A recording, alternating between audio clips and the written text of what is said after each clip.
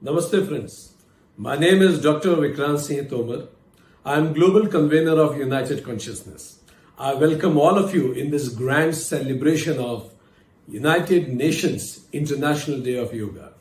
Dear friends, we are living in a divided world that is being divided in the limited identities of caste, creed, race, orthodoxies of religion, fanatic nationalism, intolerant thoughts like these. And these limited identities prevent us to see divine beyond divides. And the divided world is a dangerous place to live and to raise the kids. And that's why unification of this world in consciousness is must. We need to unite together in consciousness, and this unification has to be twofold. One, my unity with self. When a person can connect with self, and then when I can connect with the surrounding. Connection with self means connection of mind, body, and soul together. When mind, body, and soul are aligned, we feel peaceful, we feel happy, we feel resolved. But when they are not aligned, we feel agitated. There is a dissonance that we feel. And once I am peaceful with self, then I can be peaceful with the surrounding also. And that leads to my connection with the surrounding. A irritated person makes an agitated family. Agitated family leads to a volatile society. Volatile societies together makes a disturbed nation, and disturbed nations together makes a boiling world. Indeed, world is boiling, and that's why even the whole environment is boiling and we call it global warming. We need to stop that right now. This world in pieces needs a manual of peace. And Patanjali Yoga Sutram is that manual of peace. Patanjali Yoga Sutram. Yoga word itself has come out of Sanskrit root yuj, that means to connect, to unite everybody, to unite single person in consciousness. And that's why Patanjali Yoga Sutra is a grand scripture of peace. 195 aphorisms for global peace. Yoga Sutram gives a message of my connection with self. Niyamas for my personal honesty towards self. Yamas to be socially responsible. Asanas and pranayam to be physically fit and healthy. Pratyahar and dharana to be psychologically peaceful. And Dhyan and Samadhi to be spiritually elevated and self-realized. So all 8 limbs of Yoga Sutram assures my connection with self and in turn my connection with surrounding and divine and supreme also. So Yoga Sutram helps me to connect with self, surrounding and supreme. It leads to a world where individually, a person is peaceful. A peaceful person leads to a happy family. Happy family leads to a joyful society. Joyful society leads to prosperous nations, and prosperous nation makes a blissful world. Let's not wait for the grave to rest in peace. Let's live in peace every moment. Let's breathe in peace. And this is the message of Yoga Sutram. Today, in this celebration of International Day of Yoga, around 108 masters from all 6 continents of the world and from around 50 nations of the world have gathered together on the common platform of United Consciousness to declare divine beyond divides, to unify me at my level, unification of mind, body and soul, and at the global level, unification of me, you and all. amazing speeches, panel discussions, discourses, meditation practices, asana practices, dance, music from all parts of the world are waiting for you for your journey into self. To sit back and relax and enjoy this amazing journey into self inquiry. Let's create a healthy, happy, and a prosperous world together in and with yoga. Thank you.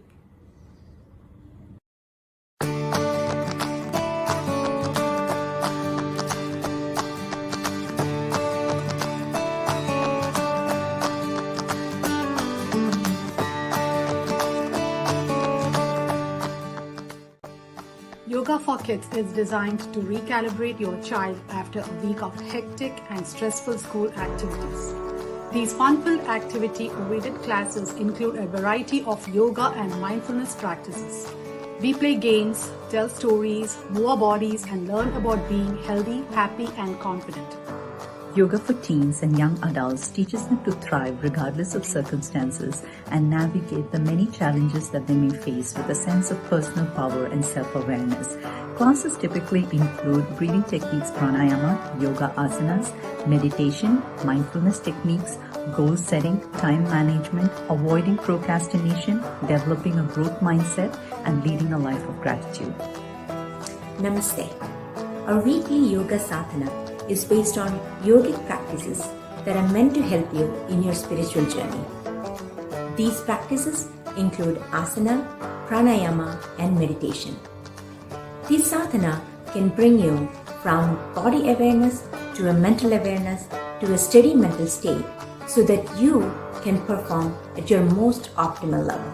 Thank you. So I would like to invite all of you to join me every morning from 7 to 7:40 to incorporate these yoga practices in your daily routine. You will see that you will get that energy that you require to perform your day-to-day activities. So please join us in January through this new program, Suprabhat Yoga.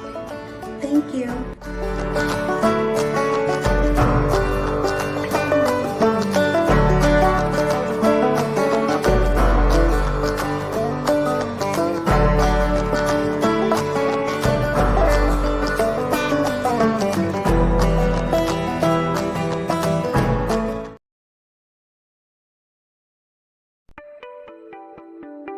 Our first guest is Geshe Nimang Sonam. In 1995, he joined Sera Monastic University to devote his life for intensive study and practice of Buddhism.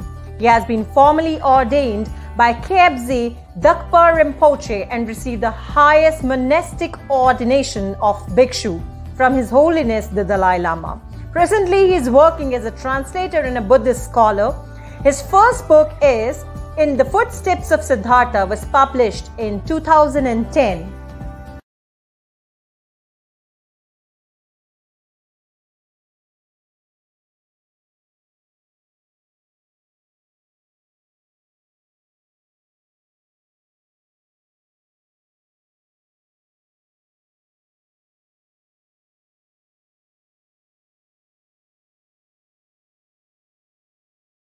Unmute yourself.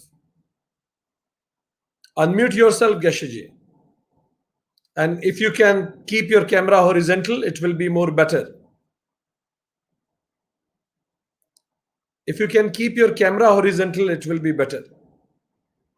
Okay, carry on. Yes. Horizontal will be great.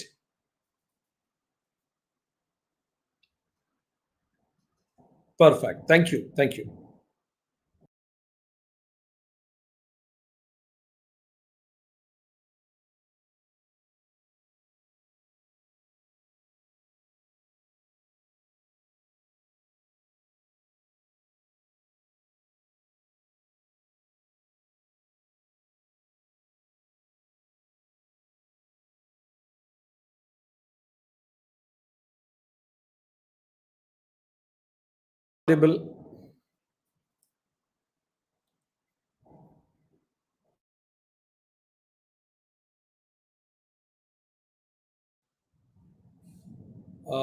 Please unmute yourself.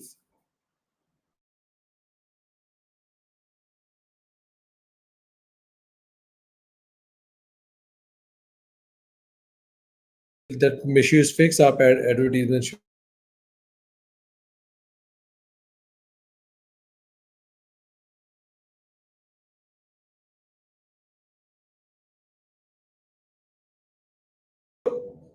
And then we'll begin again. We may need to fix your audio, Gashaji, and then we'll begin again. There is some technical problem with the audio. Yes.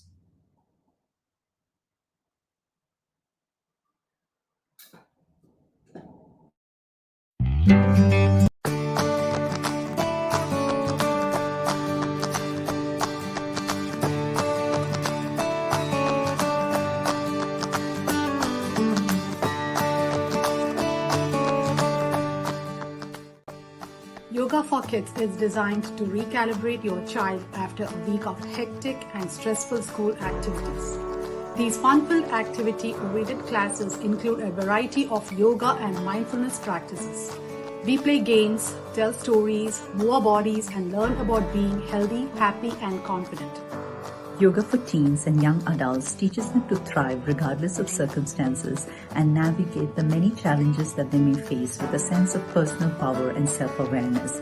Classes typically include breathing techniques, pranayama, yoga asanas, meditation, mindfulness techniques, goal setting, time management, avoiding procrastination, developing a growth mindset, and leading a life of gratitude. Namaste. Our weekly yoga sadhana is based on yogic practices that are meant to help you in your spiritual journey.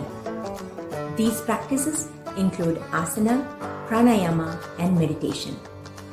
This sadhana can bring you from body awareness to a mental awareness to a steady mental state so that you can perform at your most optimal level. Thank you.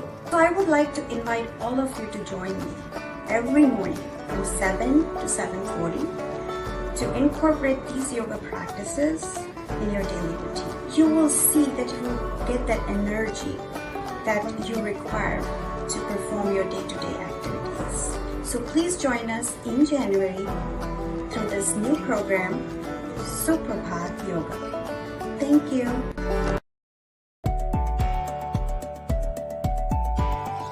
I feel delighted to invite our next eminent guest, Ms. Aishwarya Devi, who is an experienced dancer, choreographer, the founder of Yoga Dance System, and one of the first yoga teacher in Greece. In 1987, she founded the Ballet School in Athens. In 2005, she founded new school in Athens by the name of Raj Yoga Anahata Center of Art, where she continues teaching different kinds of yoga.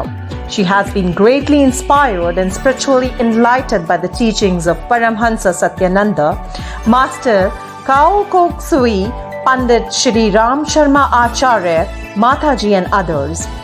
While being the creator of the Yoga Dance System, she has been invited to many international festivals. In 2012, she presented her system at the International Yoga Festival in Portugal. In 2013, she presented Yoga, Culture and Spirituality in International Festival from Dev Sanskriti Vishwavidyalaya University in Haridwar, India. She has made various presentations and speeches in Greek, television, radio, magazine. Speaking on all the yoga matters, she has worked wholeheartedly for the betterment of our society and the elevation of the human spirit. Nowadays, she is making efforts to transmit the global message of compassion, love, and communication to the whole world, to people who seek to understand their own lives and their inner self, regardless of gender or religion. So, ladies and gentlemen, please welcome Aishwarya Devi. Hello, everybody. Namaste. Hari Om. Thank you, Mr. Dr. Vikrant Singh, for invite us in the United Consciousness Festival, who celebrates the Great Yoga Day all over the world. Welcome everybody to the world of yoga dance. Today we are inviting you, and we are very thankful that we have the chance to proceed yoga and dance in another way, in another happy way. So let me say some words about yoga and dance. Yoga is union. Also, yoga is awareness of a physical, mental, and spiritual experience. Yoga definitely approaches the spirit and brain cooperation.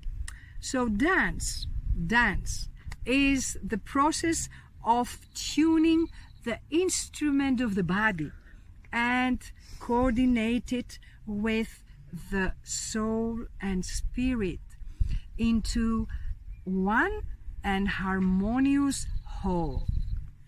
So dance in the level of body is an athletic and artistic movement, while in the level of soul is expression and education. In the next few minutes, I would like to transmit to you what is the combination of two words mean to me and the reason why I created this specific dance, this specific system. We will dance and we will using yoga, the knowledge of yoga through one great tool, the inspiration and the wholeness of Kapalabhati in our body.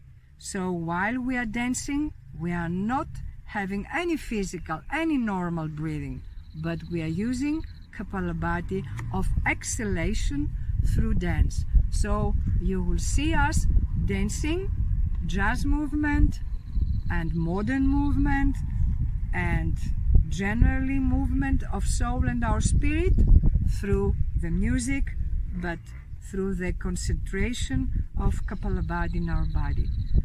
Thank you. I hope that you will enjoy it, and we will be so glad to have your feedback of this presentation of yoga dance. Hari Om, and have a wonderful celebration of Yoga World Day. Hari Om.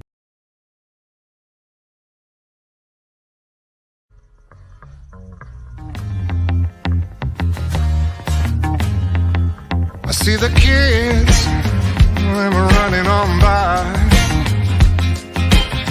Got that girl in the summer dress with the sunshine smile. I hear the birds, they're whistling in the trees. Oh, it's like they know how I feel. Busy bee watching the world, sitting at the side of the curb. Busy bee watching the world singing.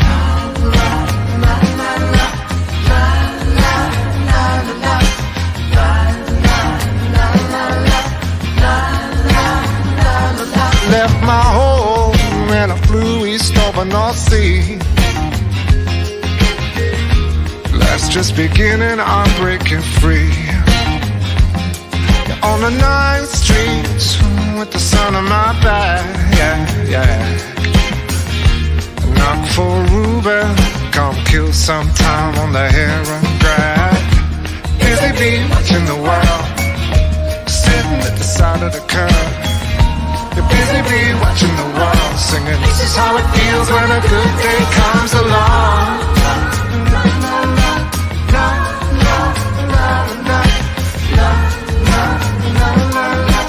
This is how it feels when a good day comes along.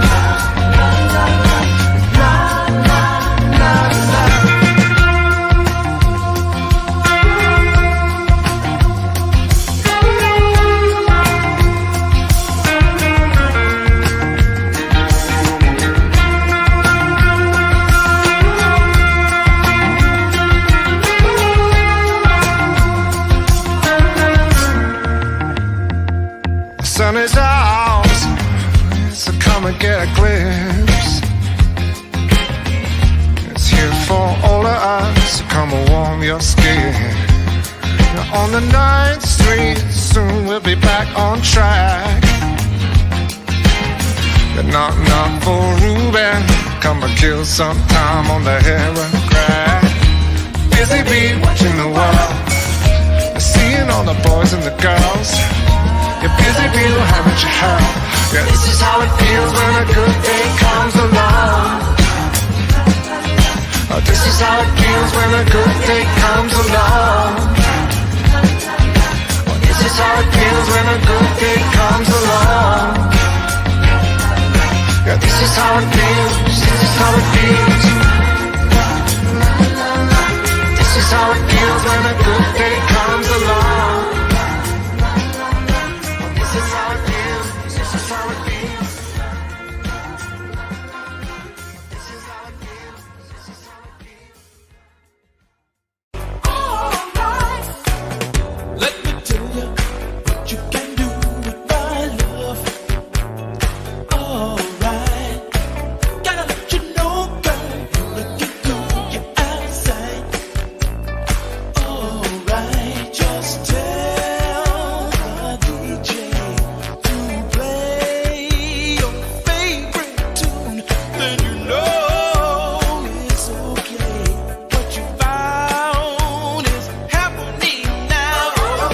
Let this groove, let it confuse, it's alright, alright, alright. Let this groove, sink in your shoes and stand up, stand up, alright. Let this groove, get you to move, it's alright, alright, alright. Yeah. Let this groove, sink in your shoes and stand up, alright, alright. On behalf of United Consciousness, I thank Ms. Aishwarya Devi ji for a beautiful performance. Thank you so much, Aishwarya Devi ji. I feel honored to welcome our next guest, Shri Yogi Hari, Master of Sampurna Yoga, the Yoga of Fullness. He is well known around the world as an exceptionally inspiring teacher and guru. At the age of 22, he became sick and then he was introduced to yoga. His 8 years of yoga practice transformed his whole body into the state of perfect health. In 1975, he met his gurus Swami Vishnudevananda and Swami Nada Brahmananda. He studied the obscure science of Nada Yoga for 14 years from the great master Swami Nada Brahmananda. Since then, he continued to immerse himself in the practice of Nada Yoga. Sampurna Yoga is the fruit of Yogi Hari's tireless striving for perfection in his practice and teaching. It is a yoga of fullness and intelligently integrates Hatha Yoga, Raj Yoga, Karma Yoga, Bhakti, Jnana, and Nada Yoga to purify and harmonize all aspects of the human personality. The basic teaching is that health, peace, and joy are already within you. He has produced 4 books on yoga practice and philosophy, 56 musical albums of chanting, bhajans, shlokas, and kirtans, comprehensive 6 video series on Hatha Yoga at the Home with Yogi Hari. He has his ashram in Miramar, Florida to imbibe his teachings and experience to his acute insight into the diverse world of yoga. So ladies and gentlemen, please give a round of applause for Shri Hari Yogi ji.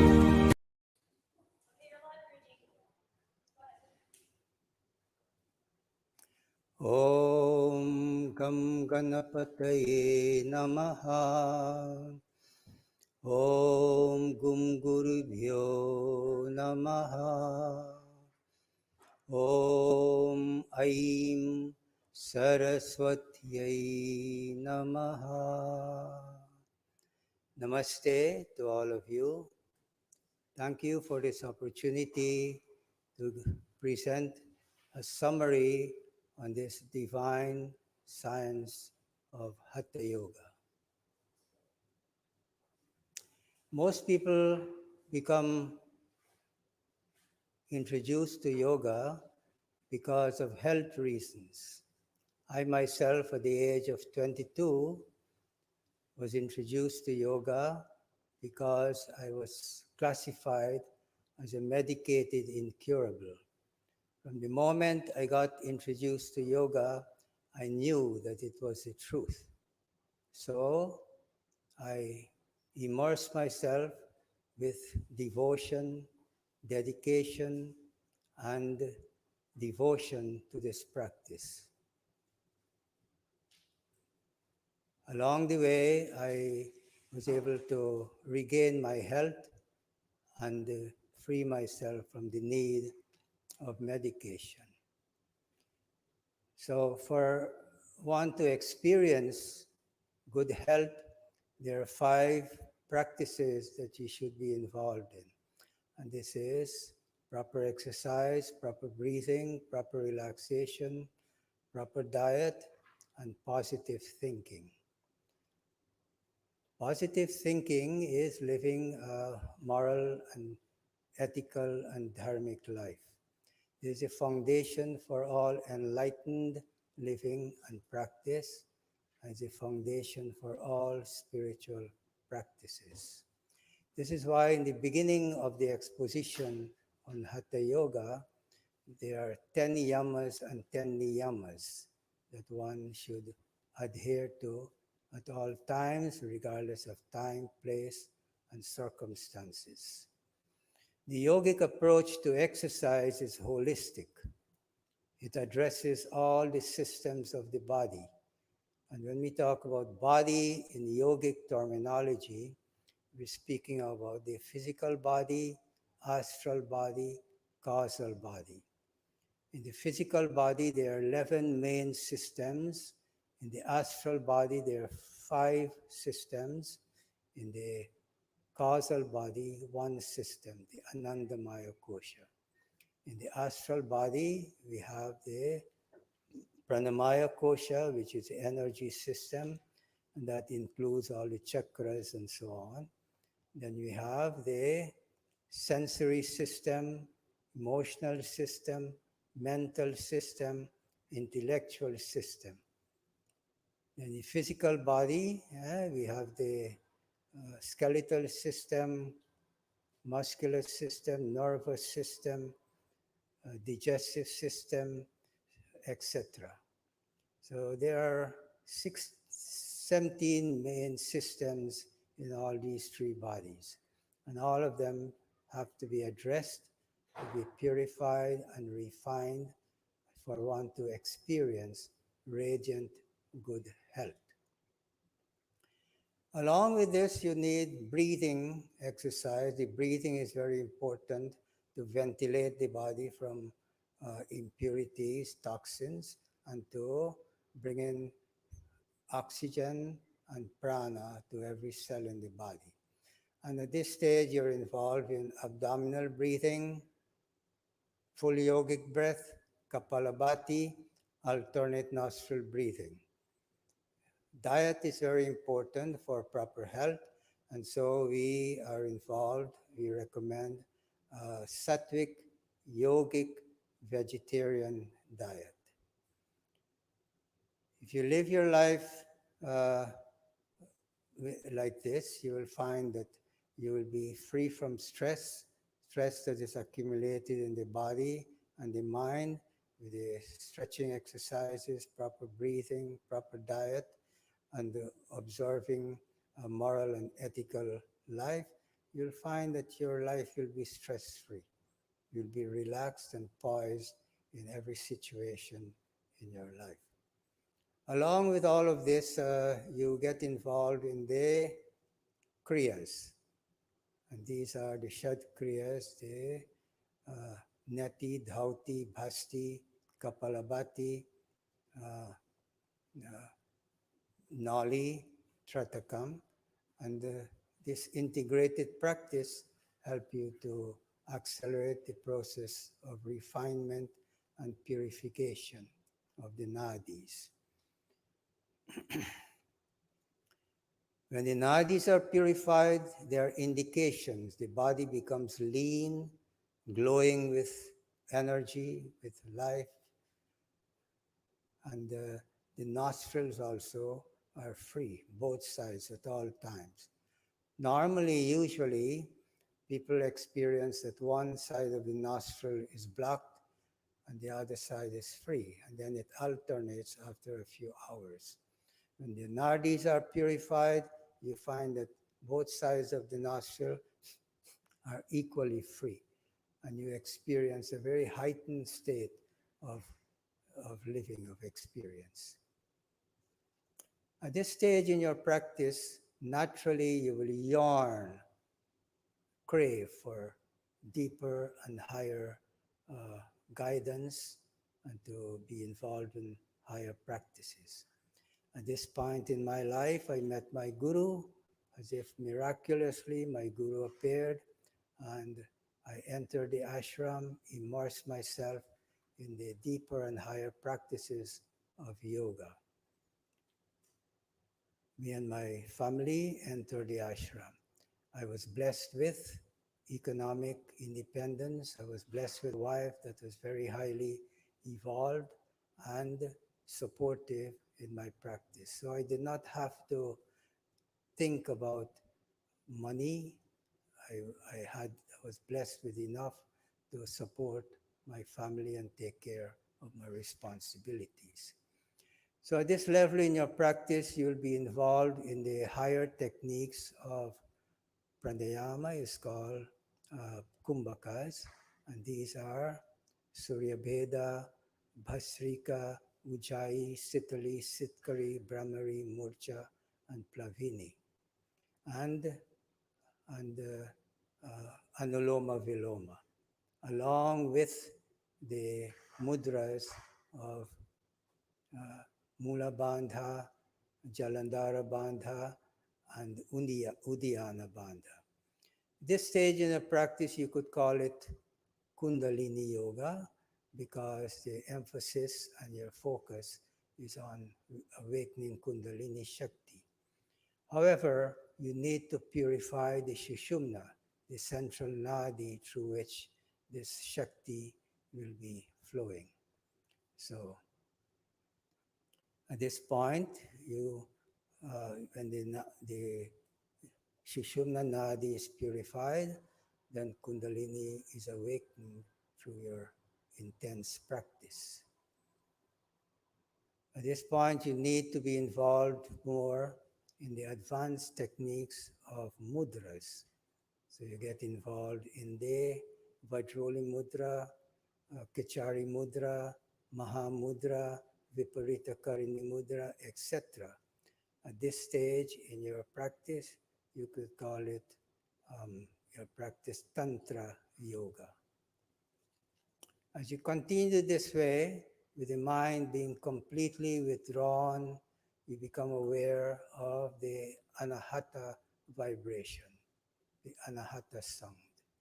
And that will take your mind in the transcendental level. It's called Turiya Samadhi, transcendental level, and so on. In that state, you experience yourself as divine without distraction or conditioning. As you continue your sadhana this way, you will experience different levels of samadhi until you reach the level of nirvikalpa samadhi. So this really is a summary of what this science of Hatha Yoga is. And I've just completed a manual, 400 pages of step-by-step manual for enlightenment, starting with the very basic and ascending until you reach that state of enlightenment. Here at the ashram, we're involved in an integrated practice guided by and inspired by the great Master Shivananda to be involved in this integrated practice of Hatha Yoga, Raja Yoga, Karma Yoga, Bhakti Yoga, Gyan Yoga, and Nada Yoga to accelerate this process. And we call it Sampurna Yoga, which is an intelligent integration of these main systems. How much time more?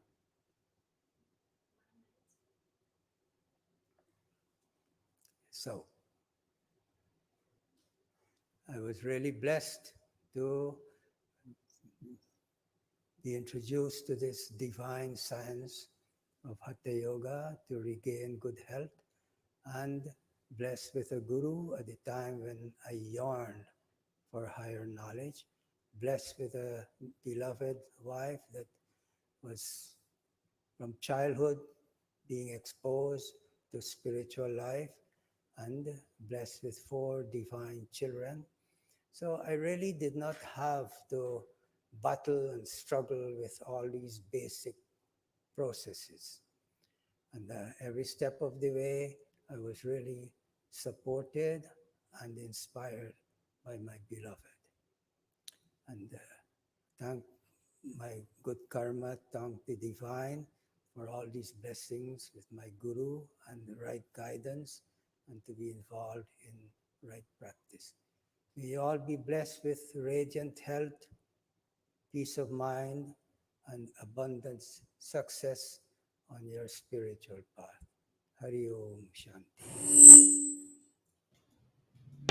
On behalf of United Consciousness, I thank Shri Hari Yogi Ji for coming onto the platform of United Consciousness and sharing his views.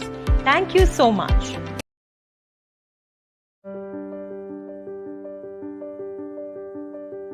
We're going to listen to Eco la Primavera, played by I Guardiani dell'Oca and Chiara Grillo, a ballad of the medieval period, composed in 1300 by Francesco Landini.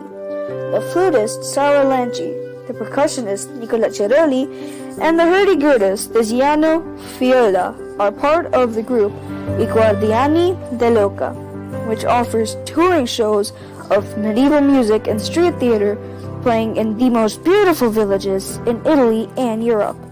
The singer and songwriter and guitarist Chiara Grillo's music ranges between sacred, secular, and Italian songwriting style.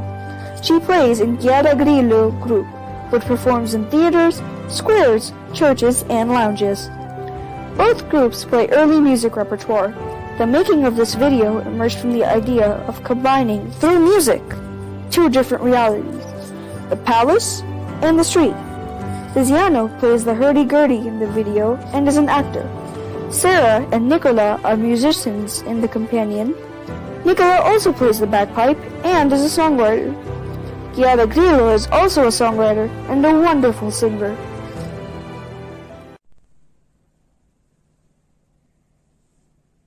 I welcome you on United Consciousness International Yoga Day, organized by United Consciousness Global.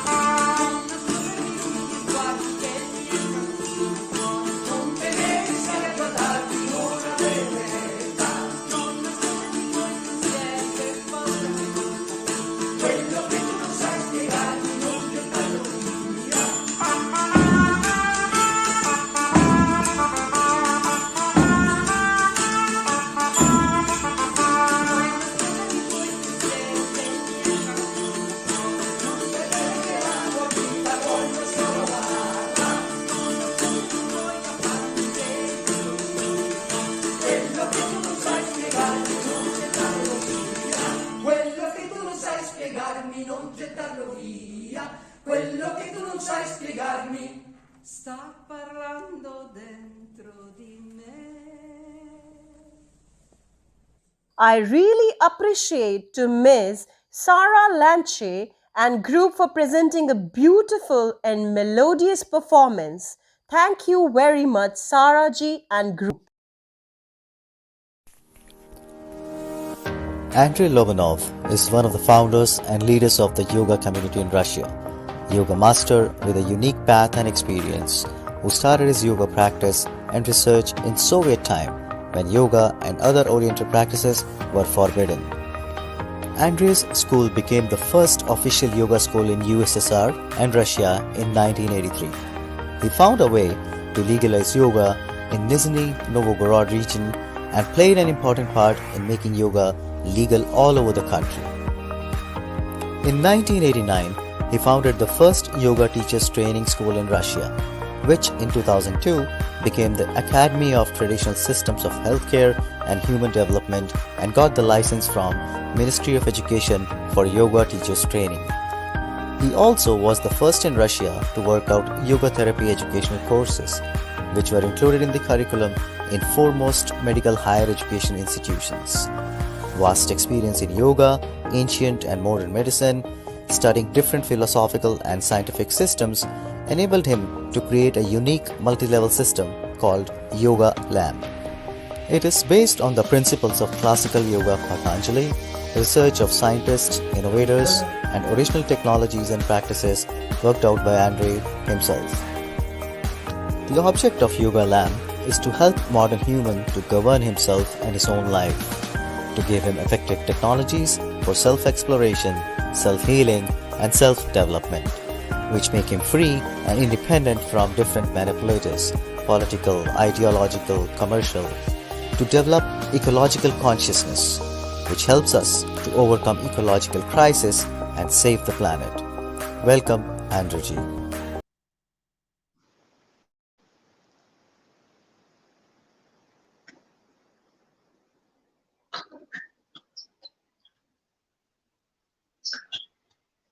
Намасте. Поздравляю всех с Международным днем йоги. My congratulations to everyone on International Yoga Day. И благодарю организаторов этого мероприятия за возможность общения с вами. And I would like to thank the organizers of this event for the possibility to communicate with you today. Йога – это внутренний процесс.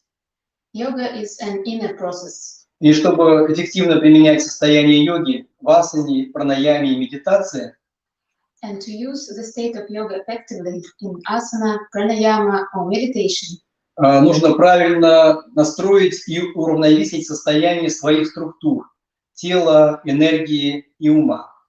we need to adjust correctly and to balance the state of our structures, our body, mind, and energy. Для этого используются психические функции To do this, we use our psychic functions, – внимание, воля и вера. our attention, will, and faith. В системе Yoga Lam эта технология называется принятие внешнего и внутреннего пространства. In Yoga Lam system, this technique is called the acceptance of internal and external spaces. И предлагаю сделать эту практику вместе. And I suggest to do this practice together. Сядьте в удобную позу, Sit in a comfortable pose, закройте глаза, close your eyes, почувствуйте свое тело. feel your body. Направьте внимание на ощущения, которые проявляются в контактных точках вашего тела с полом. Direct your attention to the sensations that you feel on contact points where your body touches the floor. Это таз, It's your pelvis, бедра, hips, колени. knees. Выравнивайте положение тела. Balance your pose Давление на пол справа и слева должны быть одинаковыми. so that the pressure of your body on the left side and the right side was the same. Выстраиваем активную линию по позвоночнику, используя две опорные точки. Build up an active line in your spine using 2 points. Основание позвоночника, крестец и затылок. The base of your spine, the sacrum, and the back of your head. Растяните мышцы позвоночника, как резинку, между этими точками. Stretch the muscles of your spine as a gum between these 2 points. Отрегулируйте положение головы движением подбородка. Regulate your head position with a slight move of your chin. Если окружающее вас пространство слишком активно, If the ambience is too dynamic around you, то уравновесьте свое внутреннее состояние через принятие внешнего пространства. then balance your inner state through accepting the external space. Если это громкие, раздражающие звуки, If there are any annoying or loud sounds, то разверните внимание на пространство, где они возникают и исчезают. Expand your attention on the space where the sounds appear and disappear. Природа этого пространства — тишина. The nature of this space is silence. Она содержит все звуки. It contains all the sounds. Не включайте ум для распознавания источника звука. Don't use your mind to find the source of the sound. Все звуки должны быть для вас равны и безразличны. All the sounds are the same for you, and you are indifferent to them. Тогда возникает естественное принятие мира, в котором вы сейчас находитесь. Then you can feel a natural acceptance of the world you are existing in right now. Те же действия проделайте с пространством запахов, Do the same with the space of smells, цвета colors, и тактильных ощущений. and tactile senses. Переходим к принятию и уравновешиванию внутреннего пространства, трех составляющих. Then we balance our inner state. It's three components: Физической, энергетической и ментальной. physical, energetical, and mental. Просканируйте вниманием свое тело снизу вверх. Scan your body with attention from bottom to the top, От кончика пальцев ног до макушки головы и пальцев рук. from the tips of your toes till the top of your head and the fingertips.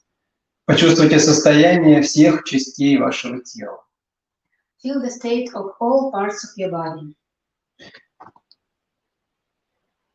Разверните объемное внимание по всему телу и примите все ощущения, которые в нем сейчас есть. Spread your attention all over your body and accept all feelings and sensations that you feel right now. Не размышляйте, не анализируйте и не старайтесь что-то исправить. Don't think, don't analyze, and don't try to correct anything.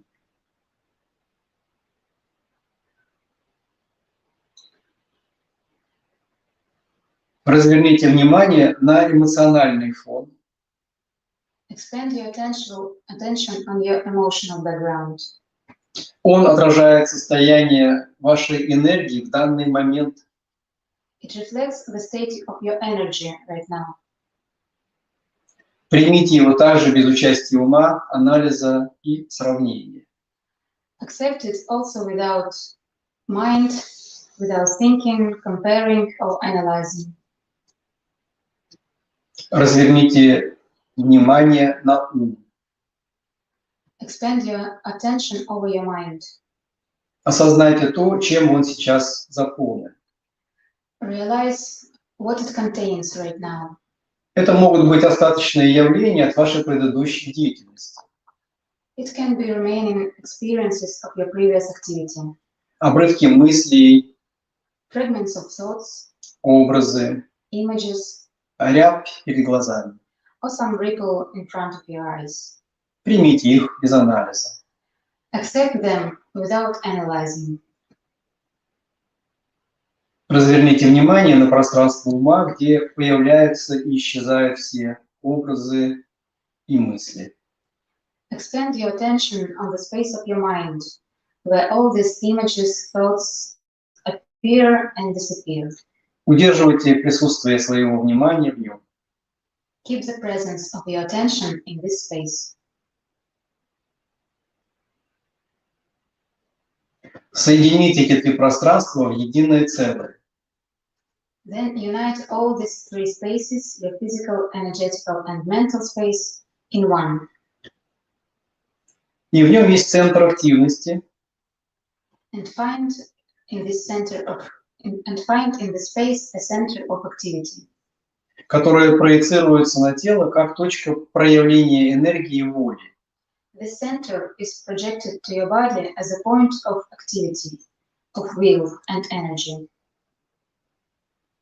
Она может быть в голове, It can be in your head, груди, in your chest, тазу in pelvis, или других частях тела. or any other part of your body.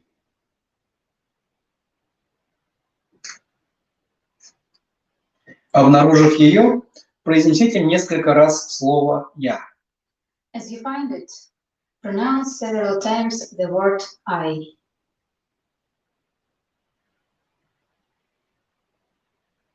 Утвердив свое внимание в этом центре, произнесите «я есть».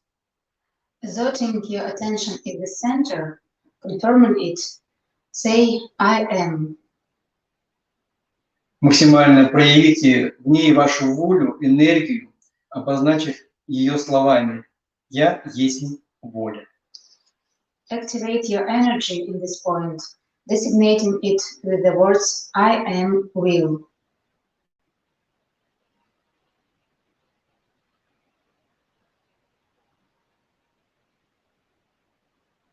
Поток этой энергии направьте на ту практику, которую вы сейчас собираетесь сделать. Direct the flow of this energy to the practice which you are going to do next. Это может быть асана, It can be asana, пранаяма, pranayama, медитация. or meditation. И она будет более глубокой и эффективной. Then it will be more profound and effective. Благодарю вас за внимание. Thank you for your attention. Успехов в практике. Good luck in your practice.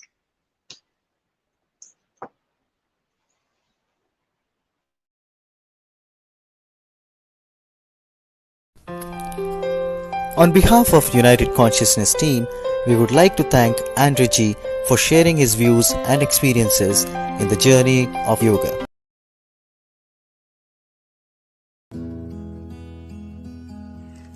It's my pleasure to welcome Dr. Vibhuti Jha, who is Executive Director in Nalanda International, USA.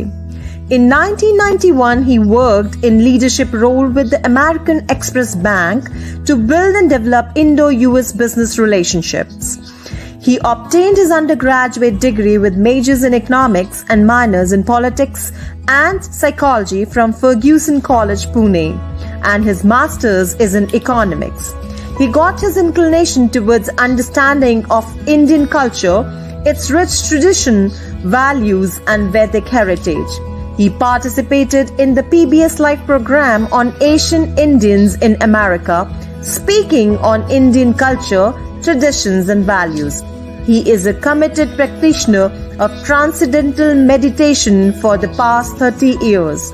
So please welcome Dr. Vibhuti Jha.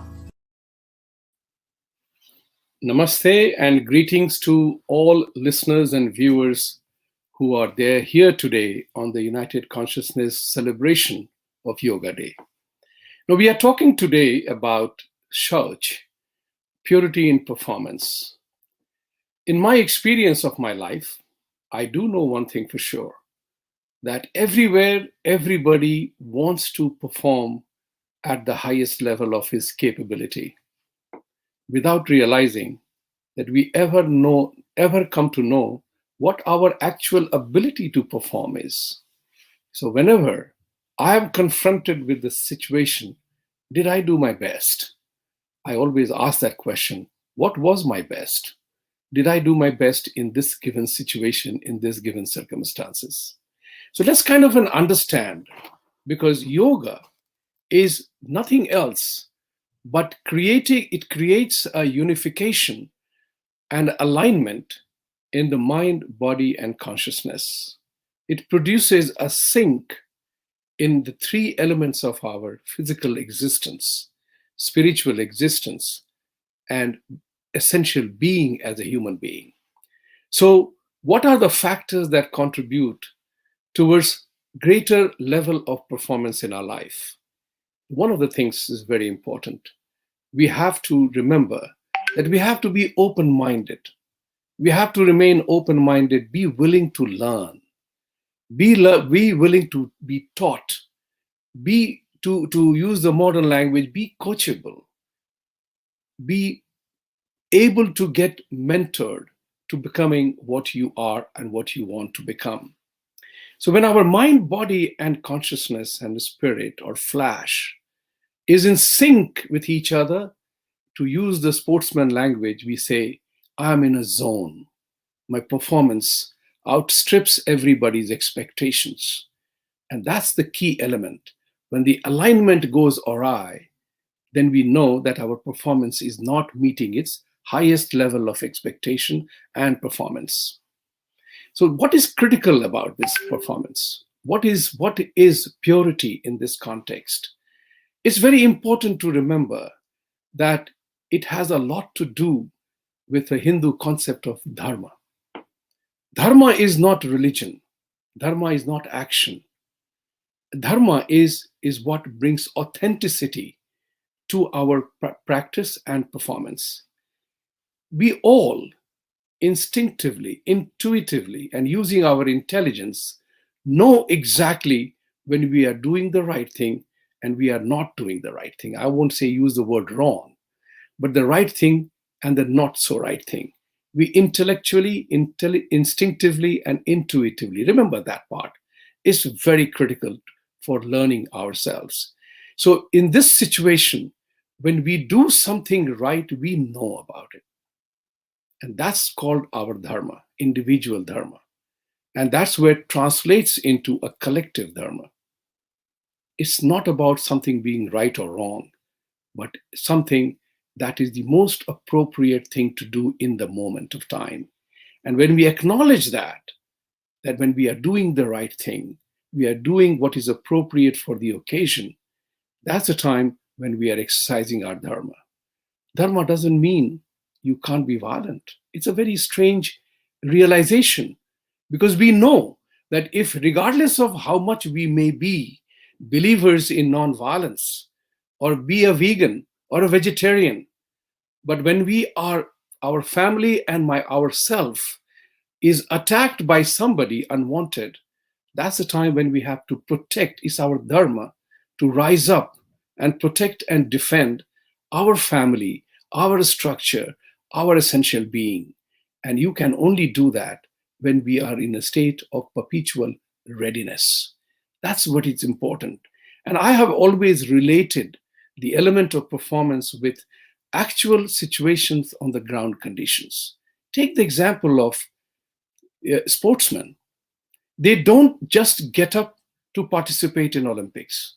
They practice, they learn.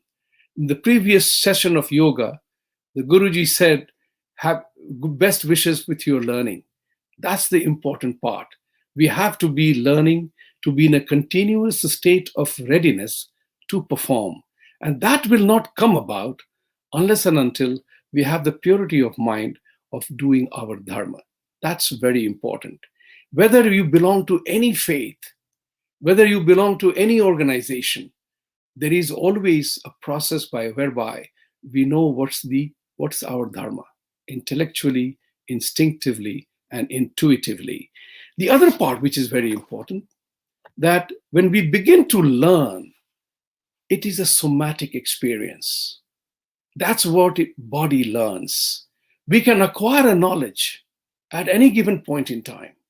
We can acquire a knowledge by reading, by observing, by seeing things the way it is done. So we can learn whatever we want. We can acquire the knowledge. But if our body doesn't imbibe it as an embodied competence, we can't do it. So again, back to the three I's, instinctively, intuitively, and using our intelligence. We all know what yoga does. But the question is, we all need to practice. We all need to learn how to do it. And when we begin to learn to do it, imbibe it in our body, that's the time when we are able to do it to the best of our ability. Not everybody is born equal. People are, often talking about equality and equity in the modern times.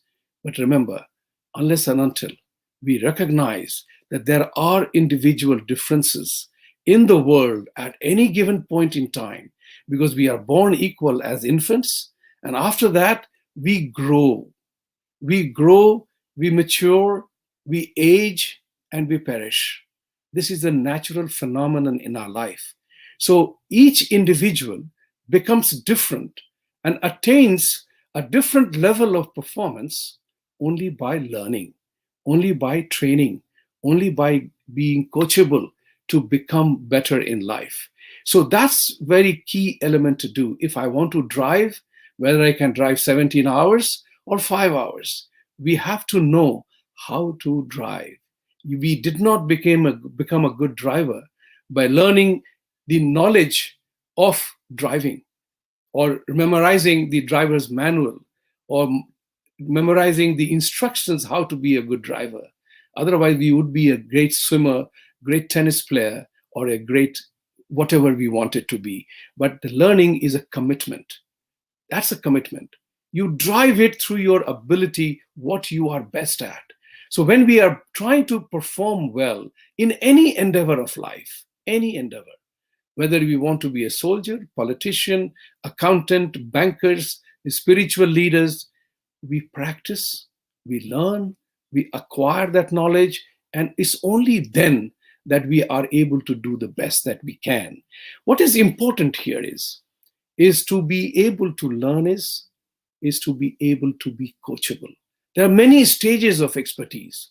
Not everybody becomes a master or an expert or a subject matter, because it's very important to bear in mind that we have to learn continuously to move from a stage of a learner, a beginner, become proficient, become more competent, we become masters, and we become experts or a virtuoso performers. These are various degrees of capabilities that exudes our performance in the real field. So the important part of our performance is that we have to be constantly aware. What is it that I do not know about it? That's where the constant learning comes in. And the learning becomes better only when we practice.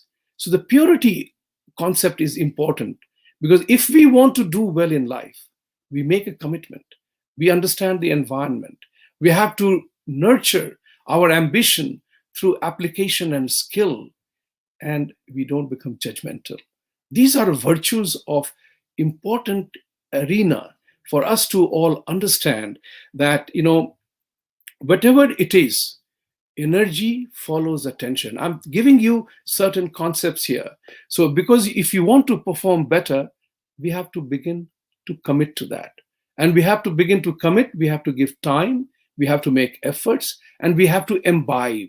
So nothing in life will become better unless it is imbibed as an embodied competence in our physical sense of the life, whether it is any field that we want to transcend into. What is important here is that very, very critical, understanding the environment that we live in.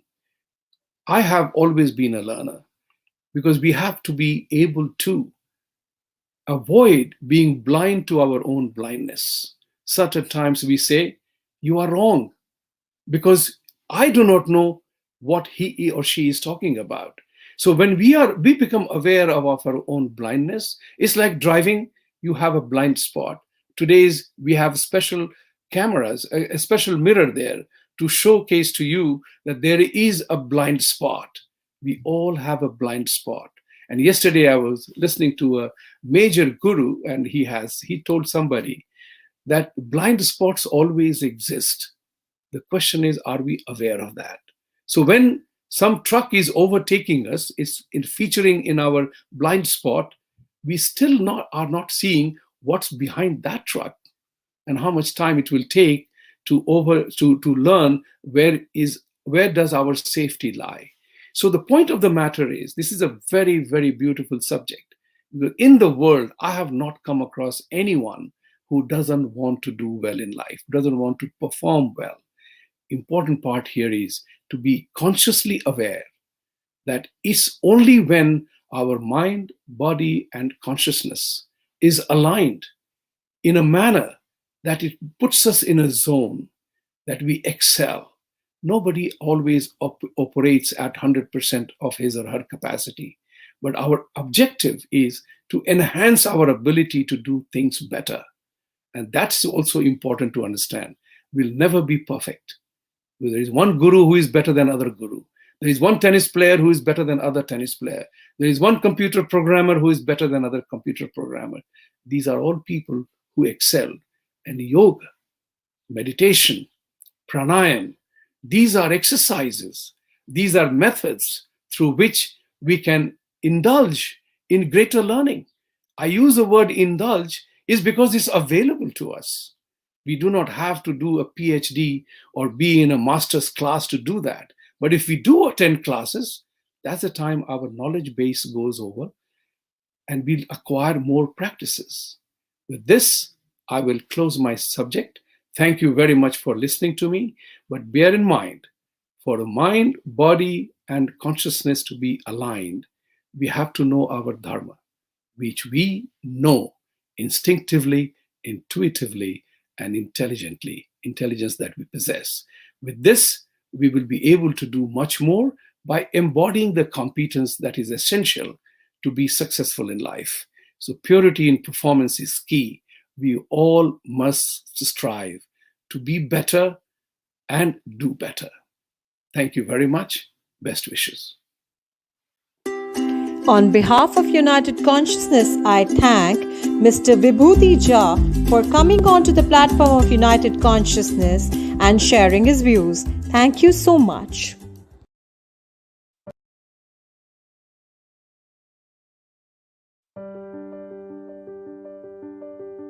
It's my pleasure to welcome and introduce our next eminent guest, Mr. Ashraf Karayat. He is an author, CEO and founder of Alphatus, Salesforce.com partner, M&A deal maker and founder of Clover One. He was born in Nadapuram, a village in Kerala in India. After finishing his MA in English literature, he migrated to Dubai in 1991. He has 25 years of business experience coupled with a background in management philosophy. Despite the professional preoccupations, he continues in his quest to unravel the timeless knowledge of ancient Indian culture. He authored a famous book, Chanak and Ashtavak, A Journey Beyond. So ladies and gentlemen, please welcome Mr. Ashraf Karayat.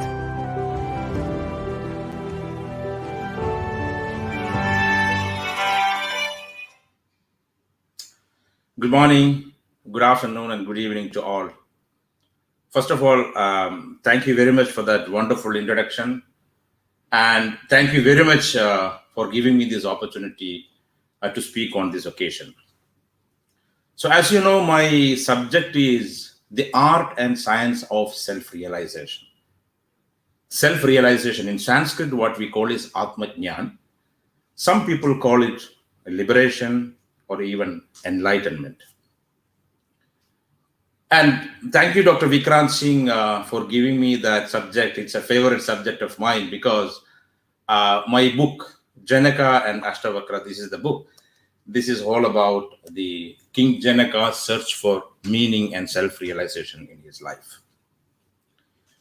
So what is self-realization or Atmajnan? It can be defined in different ways, but in yogic tradition, it is connecting yourself to the truest self, which is the universal and eternal self.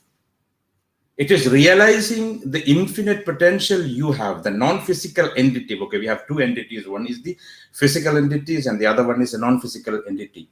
It is the awareness that we have a non-physical entity, which is energy source, whatever we call God source, energy source.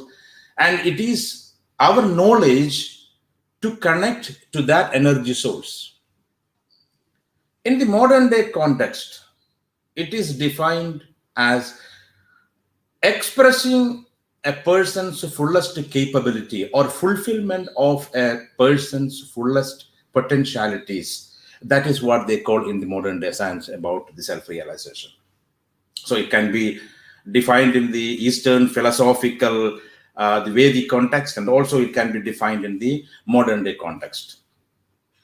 So to tell you more about the modern day context, in 2012, two psychologists named Brian Dick and Rand Duffy, they conducted a survey in a university among some college students.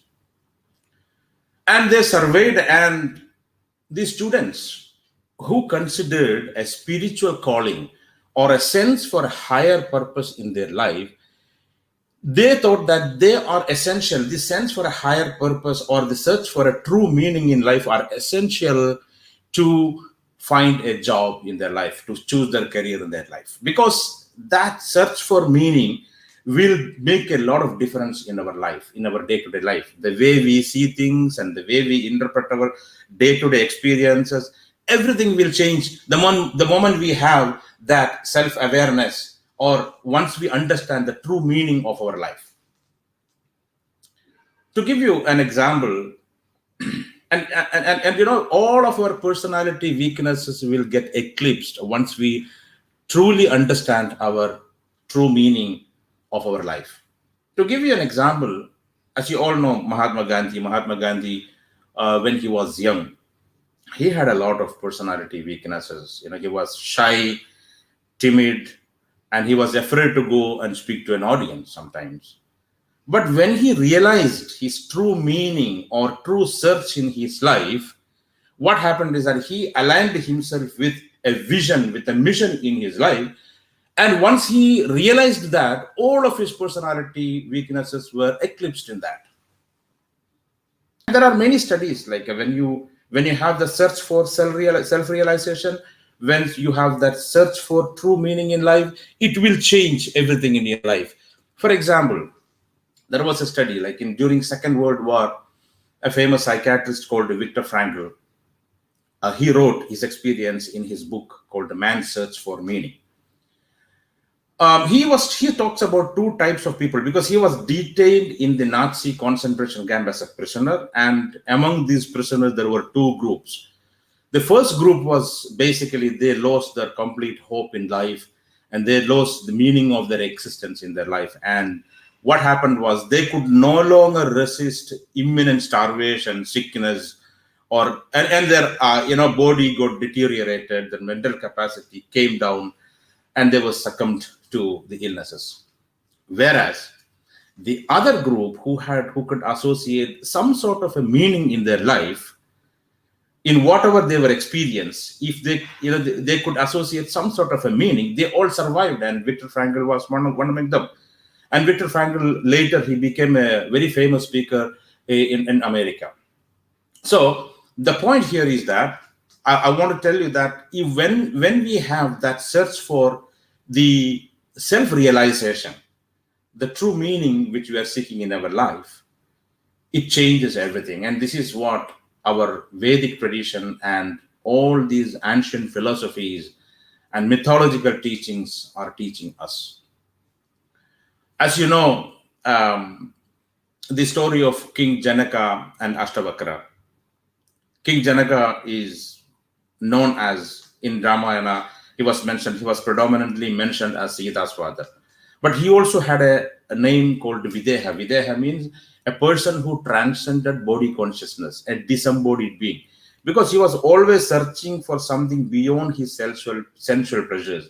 He thought that, okay, he was having a turbulent life because there is an imminent threat of attacking enemies. The neighboring enemies would come and attack, and there are lots of problems and chaos within the palace, and there is a treachery going on within the secretive world of the palace.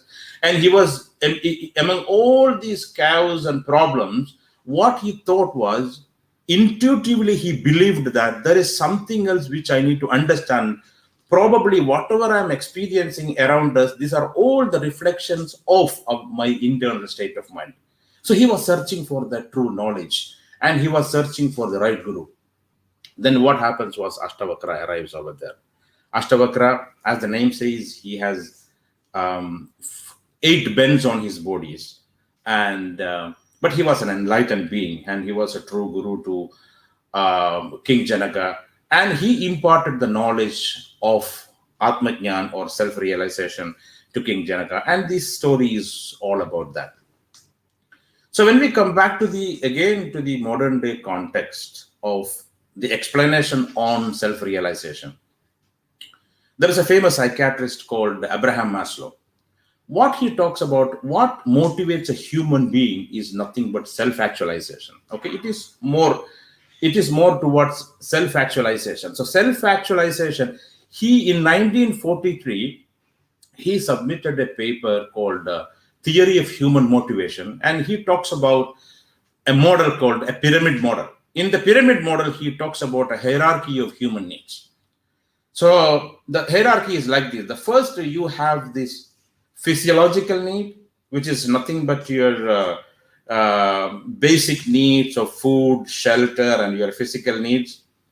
And on the top layer, you have your safety. And the next stage is the psychological need.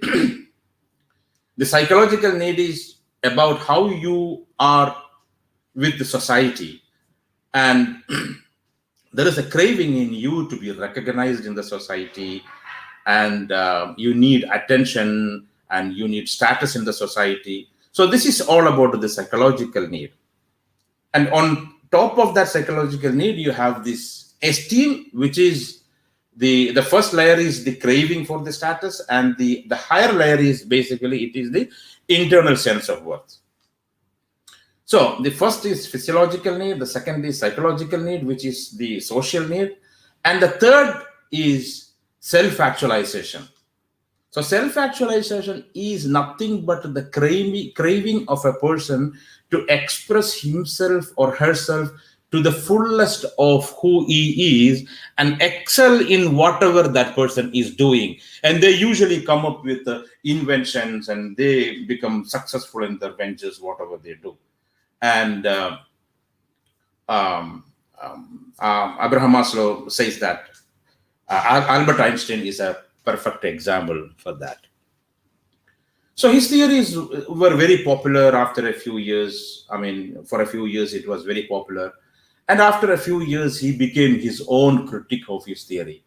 And he mentioned that it is not only the self-actualization that motivates a person or that brings meaning to a person, it is also something called a transcendence. So transcendence is what? It is not only the fullest realization of a person's capability or ability to excel in whatever they are doing, it is also a search to go beyond one's sensual pleasures or to go beyond oneself. And he was equating with the search for the infinite intelligence, merging with the infinite intelligence. And this is what Ashtavakra says, and this is what Ashtavakra advises to King Janaka. King Janaka was sitting in front of Ashtavakra as a child, and he was asking Ashtavakra, how can I be enlightened? How can I attain Atmajnana? And Ashtavakra says, O king, you are already enlightened. You were born enlightened. But the problem is that you don't know that you are enlightened. You were bestowed with all these blessings of the world, and you were born enlightened. But over a period of time, what happened was, you built an identity layer by layer, and currently you are fixated with all these physical trappings, and you cannot see that you are enlightened. Just realize that you are enlightened. That's it. The moment you realize that you are enlightened, the moment you realize that you have an incessant energy flowing through you, you will be able to connect to that energy stream. So that is self-realization, according to me. So which means there is a physical entity, which our body and our mind, everything. And apart from that, there is a non-physical entity, which is nothing but the energy stream, the source of energy, which is universal. And if we can connect ourselves to that universal energy, I am sure that we are all liberated and we are free from all bondages. Thank you very much. On behalf of United Consciousness, I thank Mr. Ashraf Karayat for coming onto the platform of United Consciousness and sharing his views. Thank you so much.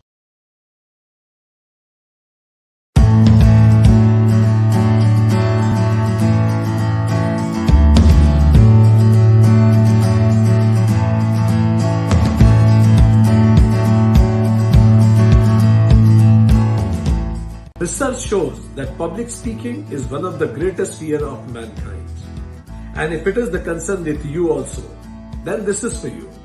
Dear friends, Project Self is launching its first global program on effective public speaking. This program will include giving professional presentations, effective public speaking, making an impactful extempore speech, result-oriented interviews, preparation of group discussions, powerful resumes. It is said that words are soldiers and speeches battalions. So let's be ready with our own internal battalion to march across the world of success with Project Self Incorporation. You're welcome.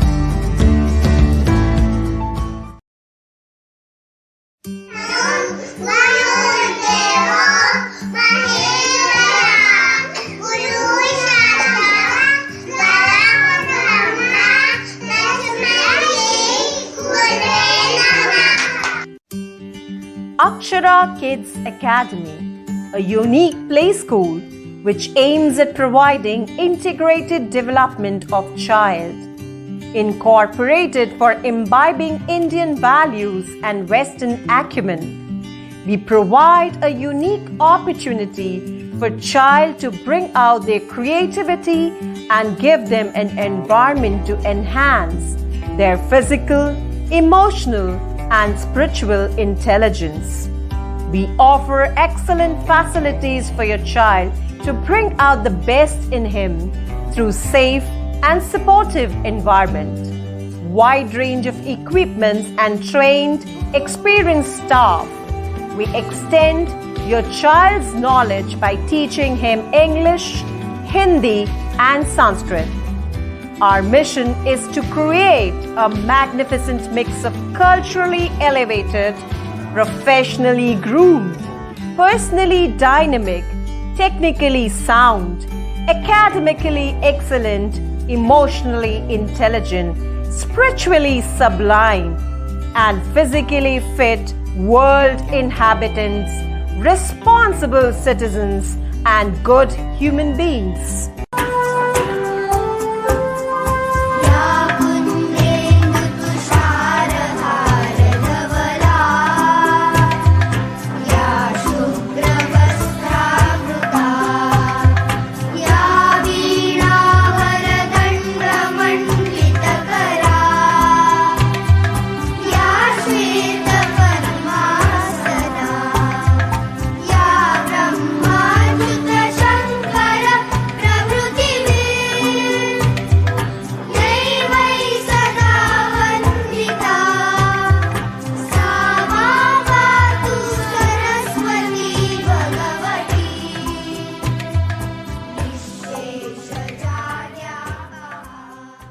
Akshara Kids Academy strives to shape the future of unprivileged and underprivileged kids having urge of learning. Kindly lend your hand too in this yajna.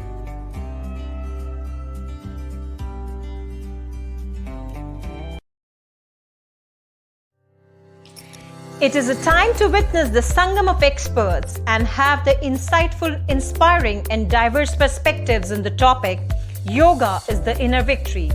It's time for panel discussion, and I feel privileged in welcoming and introducing our honorable guests. Our first guest is Bulafa Memon Abdullah from Spain. He is Vice President of World Movement for Yoga, Milan, Executive Counselor Representative, European Yoga Federation, organizer of the first World Yoga Congress in 2019, sponsored by the Embassy of India, ambassador and member of Global Council of the World Global Community 2020. He is also an Ayurvedic therapist. He has done various diplomas in tourist companies in business studies, a specialist in foreign trade, diploma in yoga, Pandit. He also has attended international conferences and done courses in various countries such as Masters Yoga by the International Yoga Federation, Masters Yoga by the Argentina Yoga Federation, Masters Yoga by the European Yoga Federation.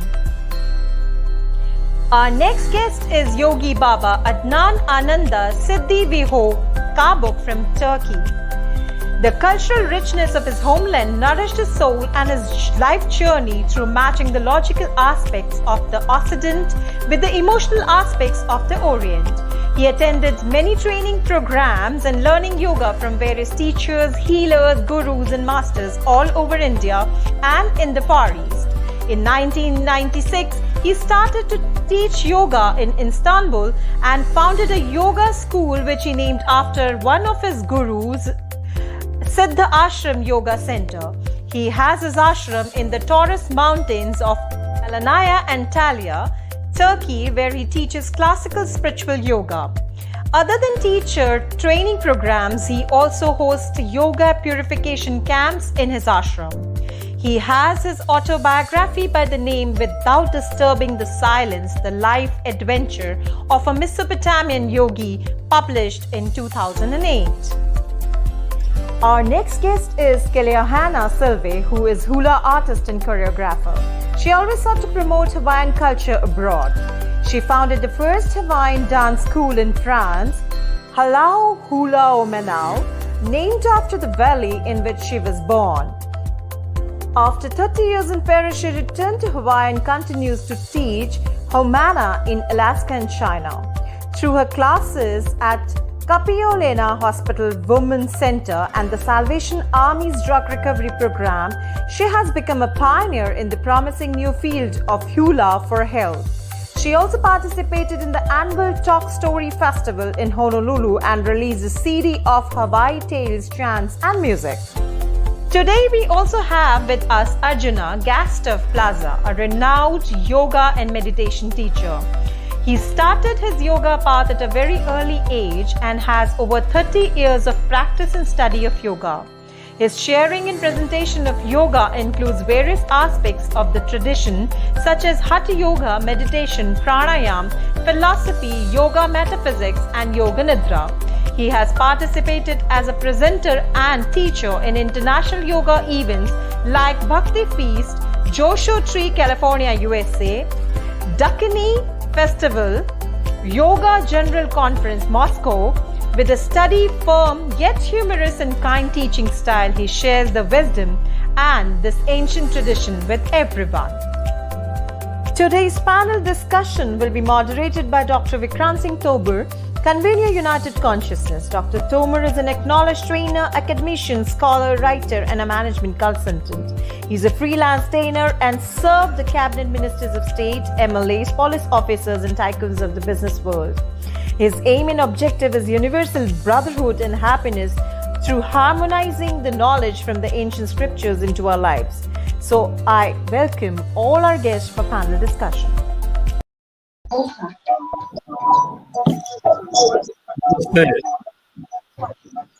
Hari Om, Hari Om. Hari Om. I welcome Yogi Baba Adnan.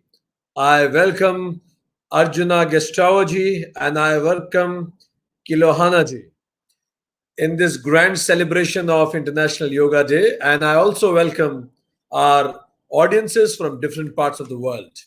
What an excellent topic we have today to discuss. Yoga is the inner victory. So when we talk about victory, it means there is a battle. Then you win over. So the question comes, battle of what? Who with what?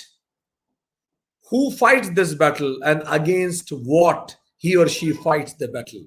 So I will come to first Yogi Baba Adnan ji with a question that when we say that yoga is an inner victory, who are the inner enemies we fight with? Over to you, Yogi Baba Adnan ji. Of course, it is. It is our worldly weaknesses, which we call the ego, the fear, the anger and hate, the attachments, as worldly materials, we are learned from childhood, became naturally from the surrounding and family life as the tradition and the education we get from the society that we are a physical body. We are identified as we are physically seen in the mirror. So we thought we are who we are. We are tall, we are dark, we are this, we are that. So it came to the discussion that we have to become good because we think it's better to become good looking, it's better to have more material because it's the physical body needs satisfaction. So we have to satisfy the physical because we think we are the physical body. So all materials we have used for centuries that we have to work for that to get better looking, to get more material, to get cars, house, whatever, and to have more power, to become important, to become famous, etc., etc. They are all the attachment to the physical body. So we have learned this, unfortunately, as we are the entity of this body. But this is not the truth. We realized it by the time, by our education, realization, by going to do to practice Sufism, to practice mystic, all the traditions, to practice yoga in particular, as I have been involved so deeply, and we realize that we are not that physical body. So we have, in vain, we have tried to become better and better in this body, better than others, but our neighbors, and have more and more and more. This is why the world is today here. Everything is material. But we realize in yoga that we are not that body. What are we gaining with this body is nothing. This body will go anytime. And what is left?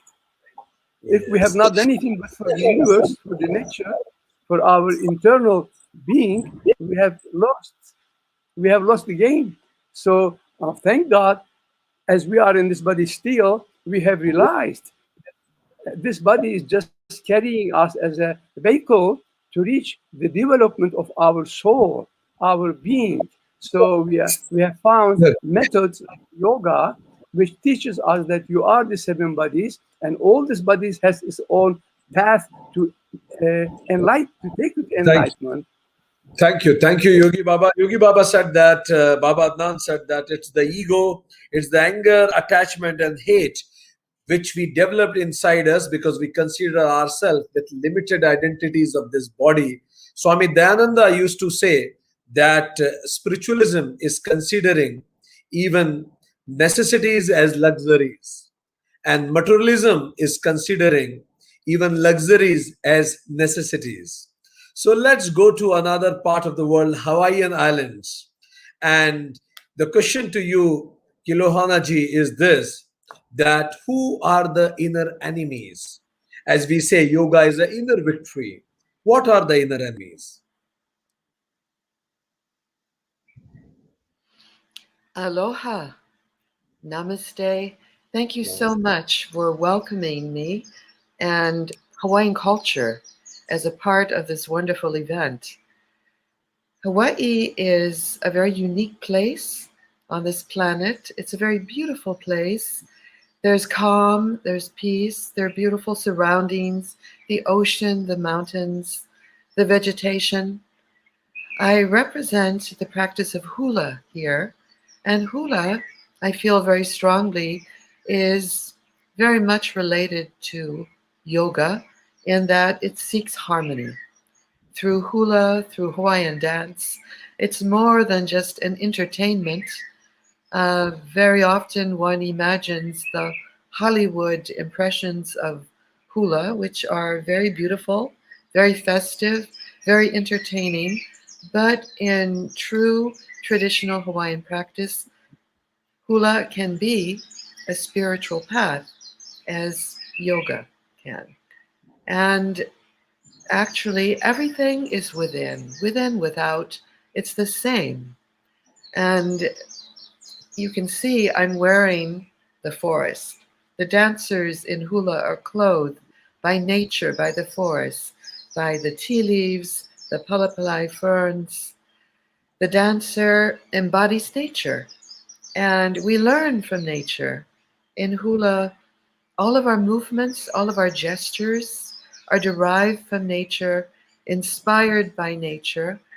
We describe the beautiful flowers, we describe the rainfall, we describe the mountains, the ocean, the body movements are said to undulate, but we're describing the clouds moving, the waves, the ocean, the rain. So all of this, it's without and it's also within us.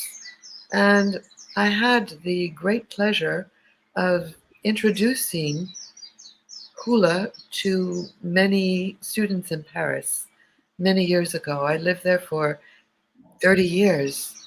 And it was amazing to me to make the discovery that even within a big city like Paris, we would go into the dance studio on a freezing cold winter evening, and we would be warmed from within by all the beauty that we were describing.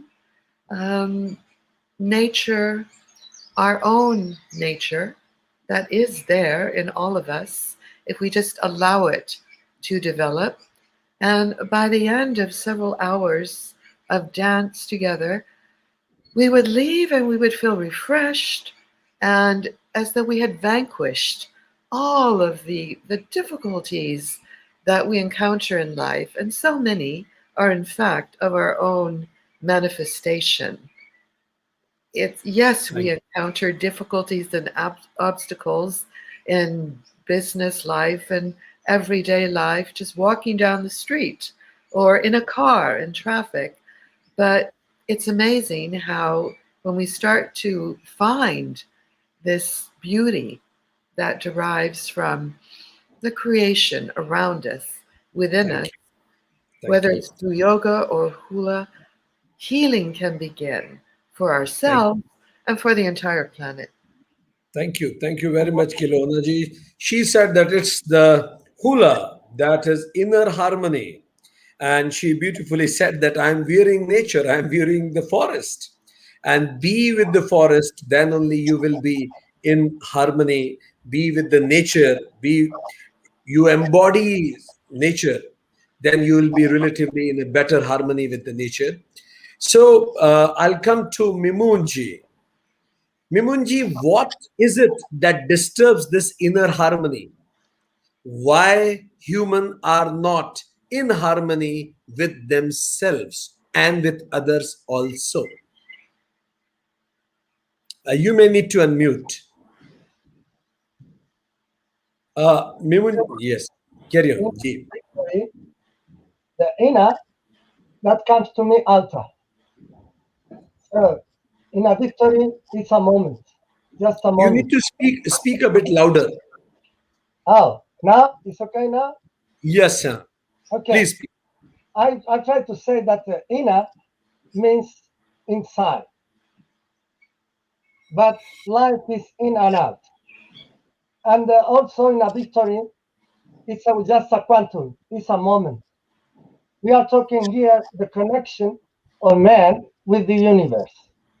Till this moment, we go all times and we try to read the ancient book, but we are now in a quantum time. Quantum time means we are particles. As a particles, we come from the beginning of time. Those particles, we are calling atoms. So electrons, protons, neutrons, all those, the interference between those energy, those are the ones he give us the harmony. Because when we go to the materia is formed by those particles. The beginning of time, they are started with those particles. So all relationship of all the human being and not human being are those particles.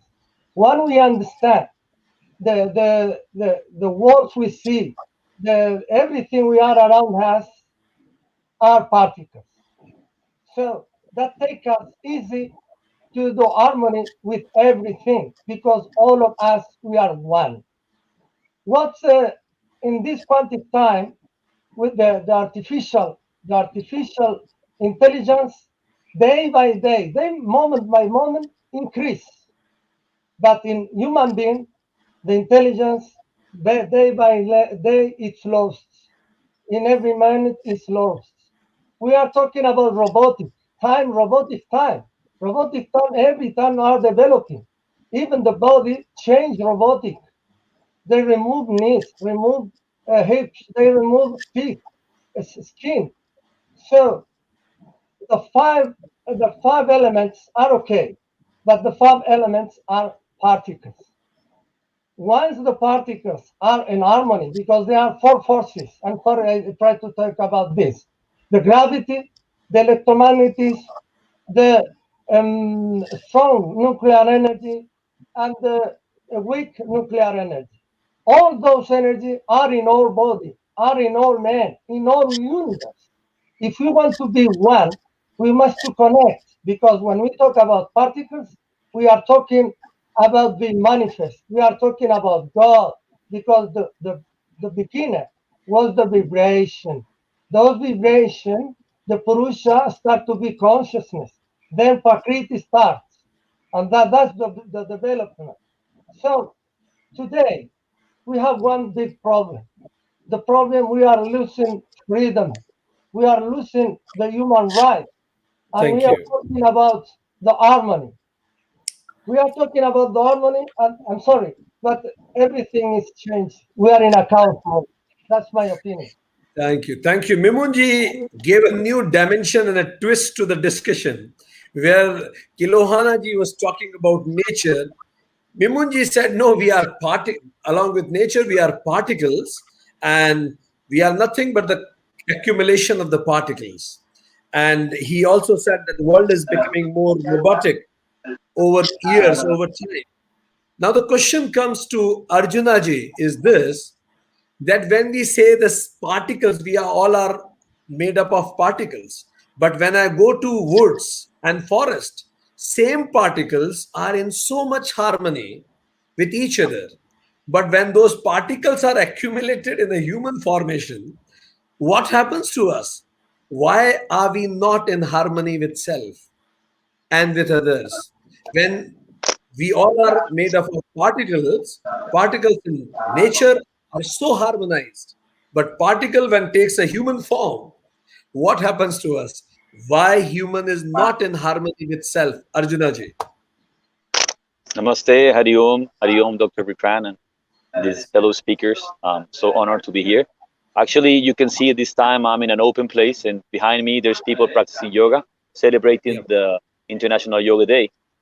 And is after listening to so much wisdom shared by the speakers, why the only thing I can share from my experience and from scripture, going back to the main problem why we don't find on balance, it makes my heart and mind go back to the Shastra, to Yoga Sutra, when Patanjali states that the first cause of suffering, the first cause of this suffering and this of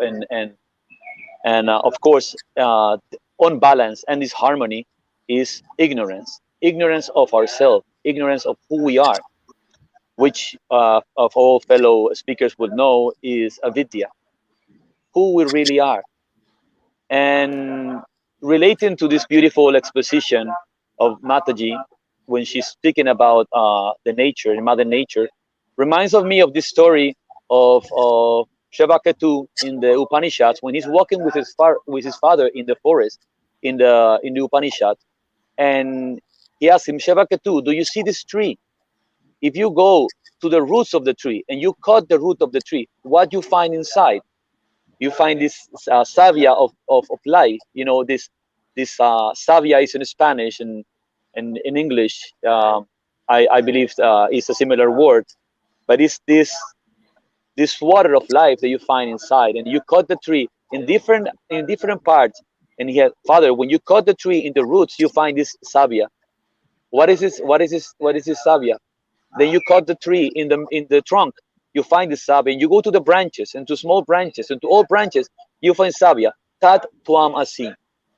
Tat tuam asi, he states. That's what you are. You are that. You are that essence. Externally, we might be branches. Externally, we might be just a small leaves or big branches, small branches. part of the big trunk, part of the roots, but we all are interconnected. And this conference, these words are shared about inner victory. Our inner victory is understanding who we really are. So the body, we know, is a tool. The body is a temple. Our mind is a tool.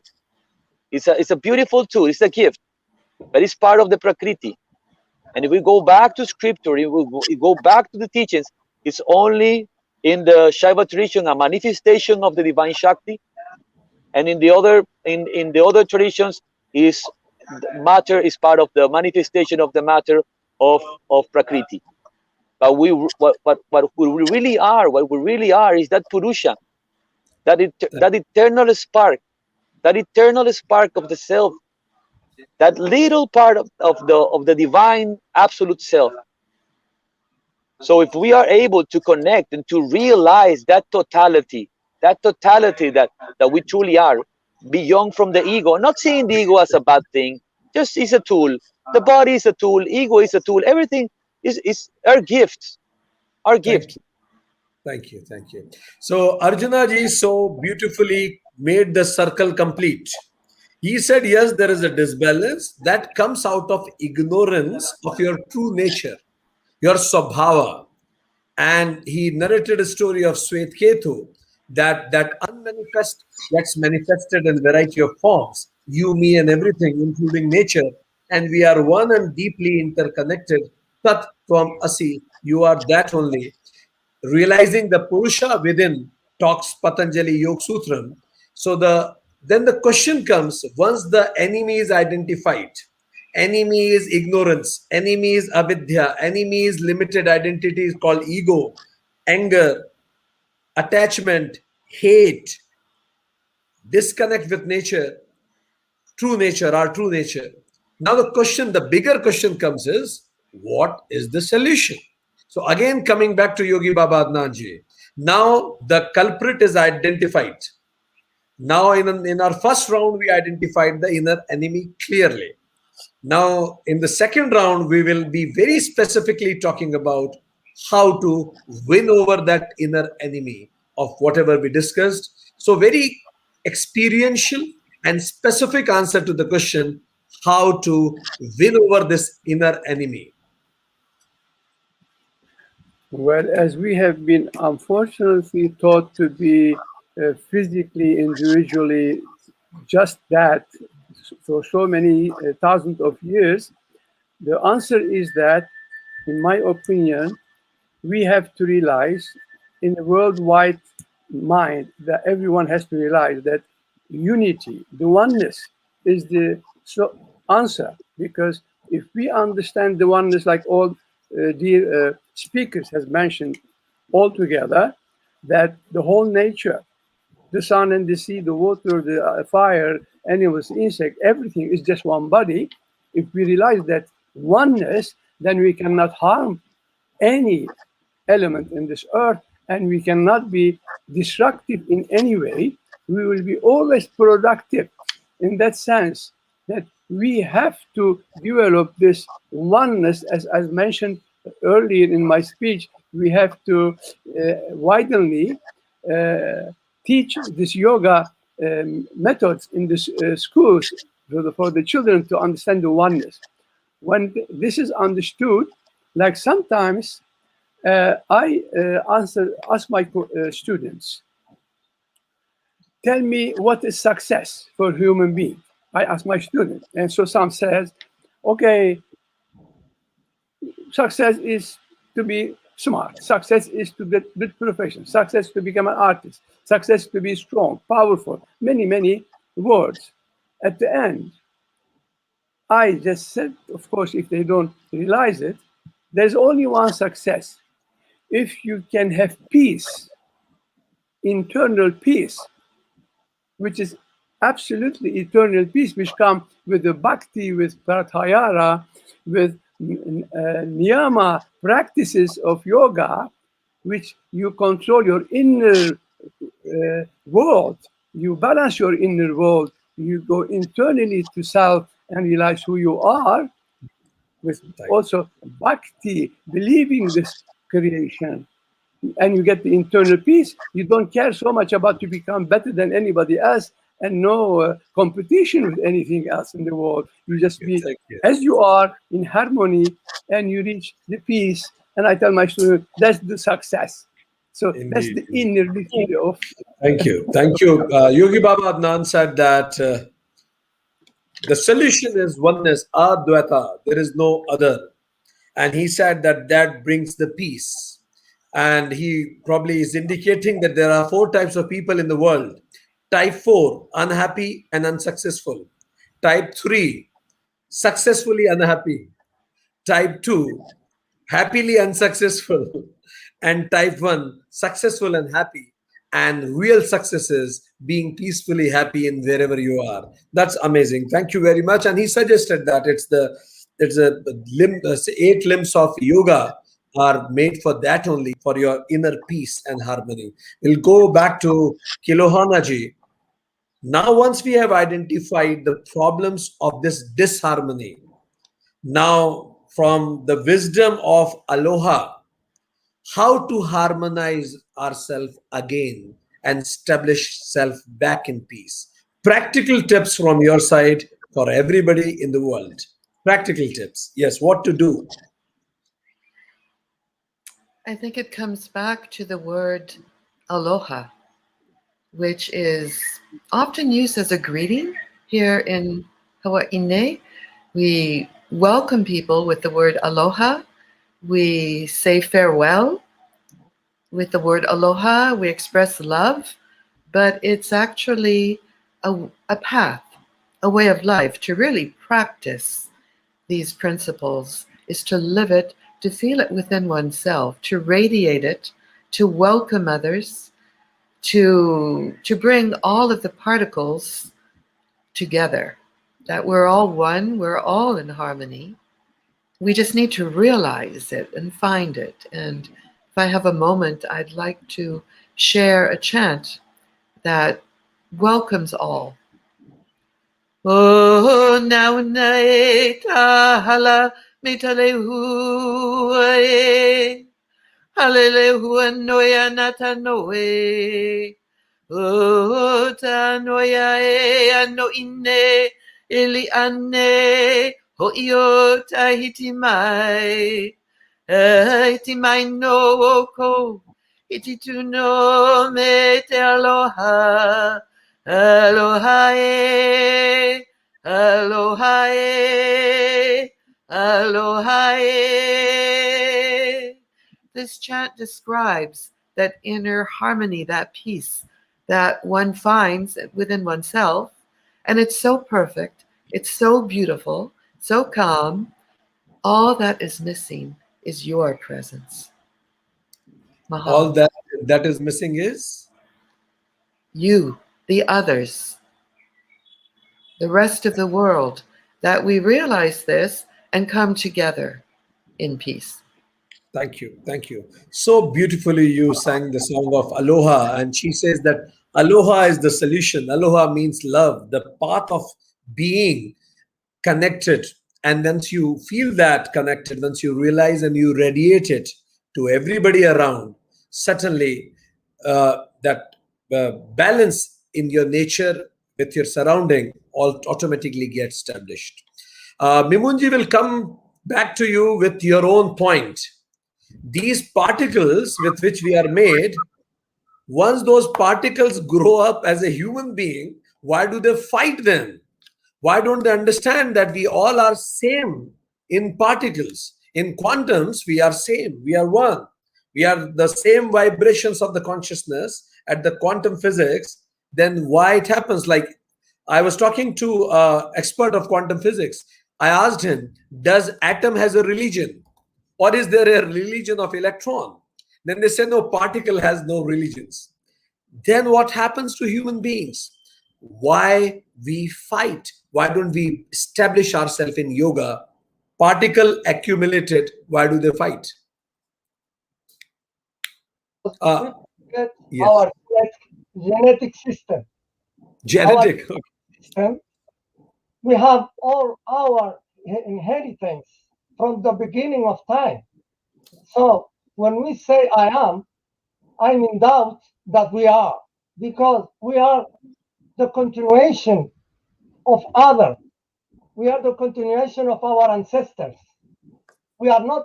We have like clones of our parents, of our grandfathers. So once we are born, we are not ourselves. We have too much information in ourselves that we must to resolve. At the same time, in my idea and my opinion, as a people who are created as a university, as human being, as all being, with those particles, we reach the freedom and the victory only when we do our last reshak, when we do our last aspiration. All being of this planet, they will go victorious. That's the last moment. So there is no enemy. That is the connection. When we talked last time, I said connect with the beginning, and then in our genetic system, if we connect with our ancestors, one another by year, by generation, by time, we will get to the connection, the first connection with the creation. Just going the genetic system, we are right there. So there is many ways. As usual, Mimunji gave another beautiful turn to the discussion. He said that actually this disconnect has got some genetic background also. And we are in a way, we are victims of victims.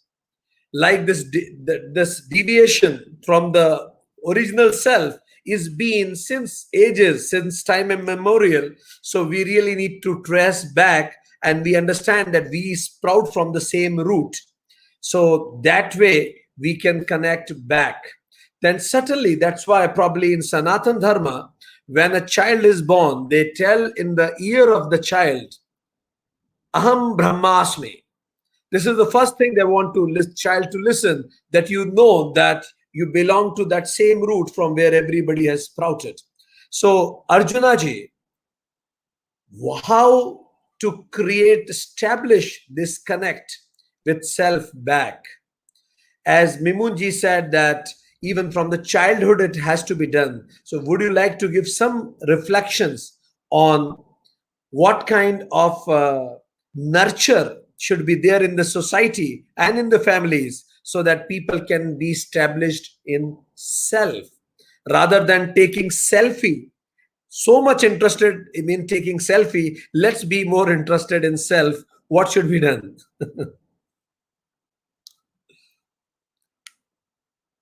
Yeah, you may need to unmute, Arjuna ji. Yes, carry on. Hariom. I was trying to mention that I would like to remember, first of all, the invocation of the Isopanishad, which you all know. Purna madaha purnamidam purnat purnamudachyate purnasya purnamadaya purnameva vasisyate. So if we go back to the roots, we are already full. Everything is fullness. Everything is already there. And through the ages, the great sages and rishis from the tradition of yoga, and all the sages from all other traditions around the world, have shared to us this seeds of wisdom, of understanding that everything that we were searching for is already inside, is already there.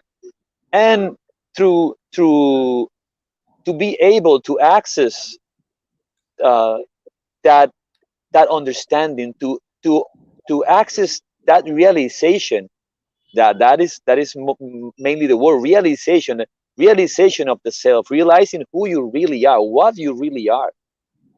That we cannot put into words, because you're talking about the infinite, and put into words through the mind and to our thoughts and to our words, limitations to what is infinite and is unlimited. And they have given us several different practices in different schools, in the traditions of the Andes Mountains where I am, here in Ecuador, in South America, in the different indigenous traditions, in the wisdom traditions all over the world, and especially the yoga tradition, the Vedanta traditions, the Bhagavata traditions, and Shaiva traditions. All these beautiful traditions have given different practices, but what they give is a way to be able for us to access to our most deepest self.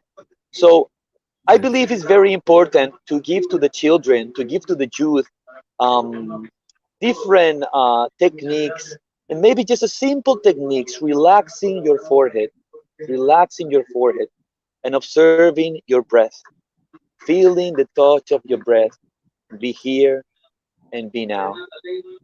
So this practice, as this one basic practice of different schools of meditation, might be an important practice to share with so many children and youth and all the people in the world. And there are so many practices, you know, Dr. Vikrant, there's so many practices, so many schools, so much knowledge. But as the great Ramakrishna Paramahansa would say, to be able to kill yourself, you need only a small needle, only a little practice, only a small practice, but do it. To be able just to connect as a means for connection. Thank you. So Arjuna ji said that we are actually full, but we need to realize real plus eyes. We need real eyes, not these physical eyes, to see that we are full, and that is how we need to realize. And Swami Vivekananda always used to say, if only you knew who you actually are, Amritasya Putraha, the son of the divine you yourself are, as if the son of a king considers himself beggar of happiness and searching for small tits and bits of things around. And he said that such small practices should be introduced to the kids also. Now the time has come that whole world will be listening to us, and Baba Adnanji, give us one practice that anybody who is not at all exposed to yoga can also initiate with. Anybody can initiate with for inner harmony and inner victory. One small practice that tomorrow onwards that person should start doing to get inner victory. Specific practice. What should I do tomorrow morning onwards? One small practice. And please, if I'll request all the guests to make it in 1 minute only, because we are running short of time. So in 1 minute, give me that small practice which you will suggest to the global audience. Do you Baba see me Adnan. here? Can Yes, I everybody can. see me? Okay. Yes. Now, with my all yoga practices, I have recognized the breathing is the most important, because the prana, the seed of the prana, which is the seed of the soul, it nourishes the soul, it nourishes all our intellect, all our cells. Prana is the most important thing. So I invest on prana, which is breathing technique. Like when people tell me I'm depressed, I am stressed, I don't know what to do, I don't feel good. The first thing I tell them, take few deep breaths and exhale very slowly. This is what I tell all my students. So to everybody I meet on the streets, to taxi drivers, to whoever I meet, they mention stress, they mention problem, pain. I tell them, okay, stop. Take 3 deep breaths and exhale slowly. If possible, close your eyes and see the breath coming out inside of your nostrils and coming out, and don't expect anything else. This will be the aspirin of yoga for any answer. I mean, practically speaking, very easy, which everybody can do. And I do say this everywhere on the street, everywhere, to everybody, stop. Just, I say, you have a problem, you get anger, just stop. Inhale deeply, exhale slowly, 3 times. That's it. You will reach the peace inside. Your mind will stop. Yes. Your Such mind a will simple stop. method. Yes. And you will get the right answer. Indeed. Such If a that simple means- method. Yogi Baba Adnan said, you complete yourself, Babaji. Okay, so for me, what is missing in the world really is the education, spiritual education. And I found, of course, in Sufism, as I am from Anatolia, the light of Anatolia is very brightly shining in that spiritual matter. but also because I have entered the yoga life and I respect and I like and I enjoyed and I became part of yoga and yoga became part of me. I believe that if anybody practice the 8 limbs of Patanjali Thank you. continuously, Thank you, Babaji. So we He got already- a few tips from Baba Adnanji from Turkey. He said, breathing. Do the apprenticeship of breath. Be a student of breath, because breath is our soulmate. We started our journey called life with it, and we will end it with it only. And it will help you to be mindful, to be in present. And spiritual education is another important thing we should go for. And third is follow the 8 limbs of Patanjali. I'll come to Kilohana ji. Practical one tip that you want our audience to start from tomorrow itself for inner victory. In 1 minute, it will be great. Yes. I return to the breath, the ha. In Hawaiian, the breath is the source of everything. It's the source of our life. And in hula practice, we add the voice to the breath for chanting. And I give my students some basic exercises, breathing very deeply, as we were just hearing. And I ask to breathe from the belly, a really deep breath. And we add the voice and we just do the vowels.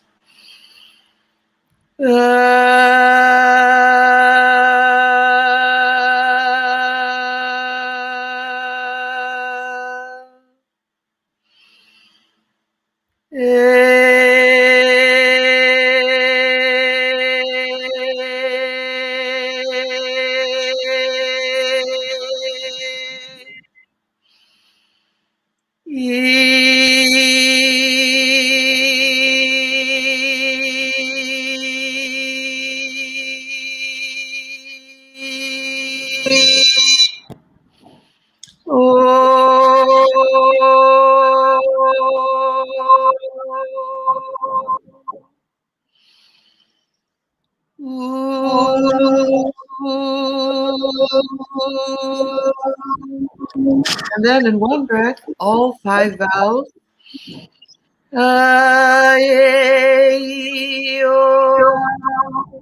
For children, very effective.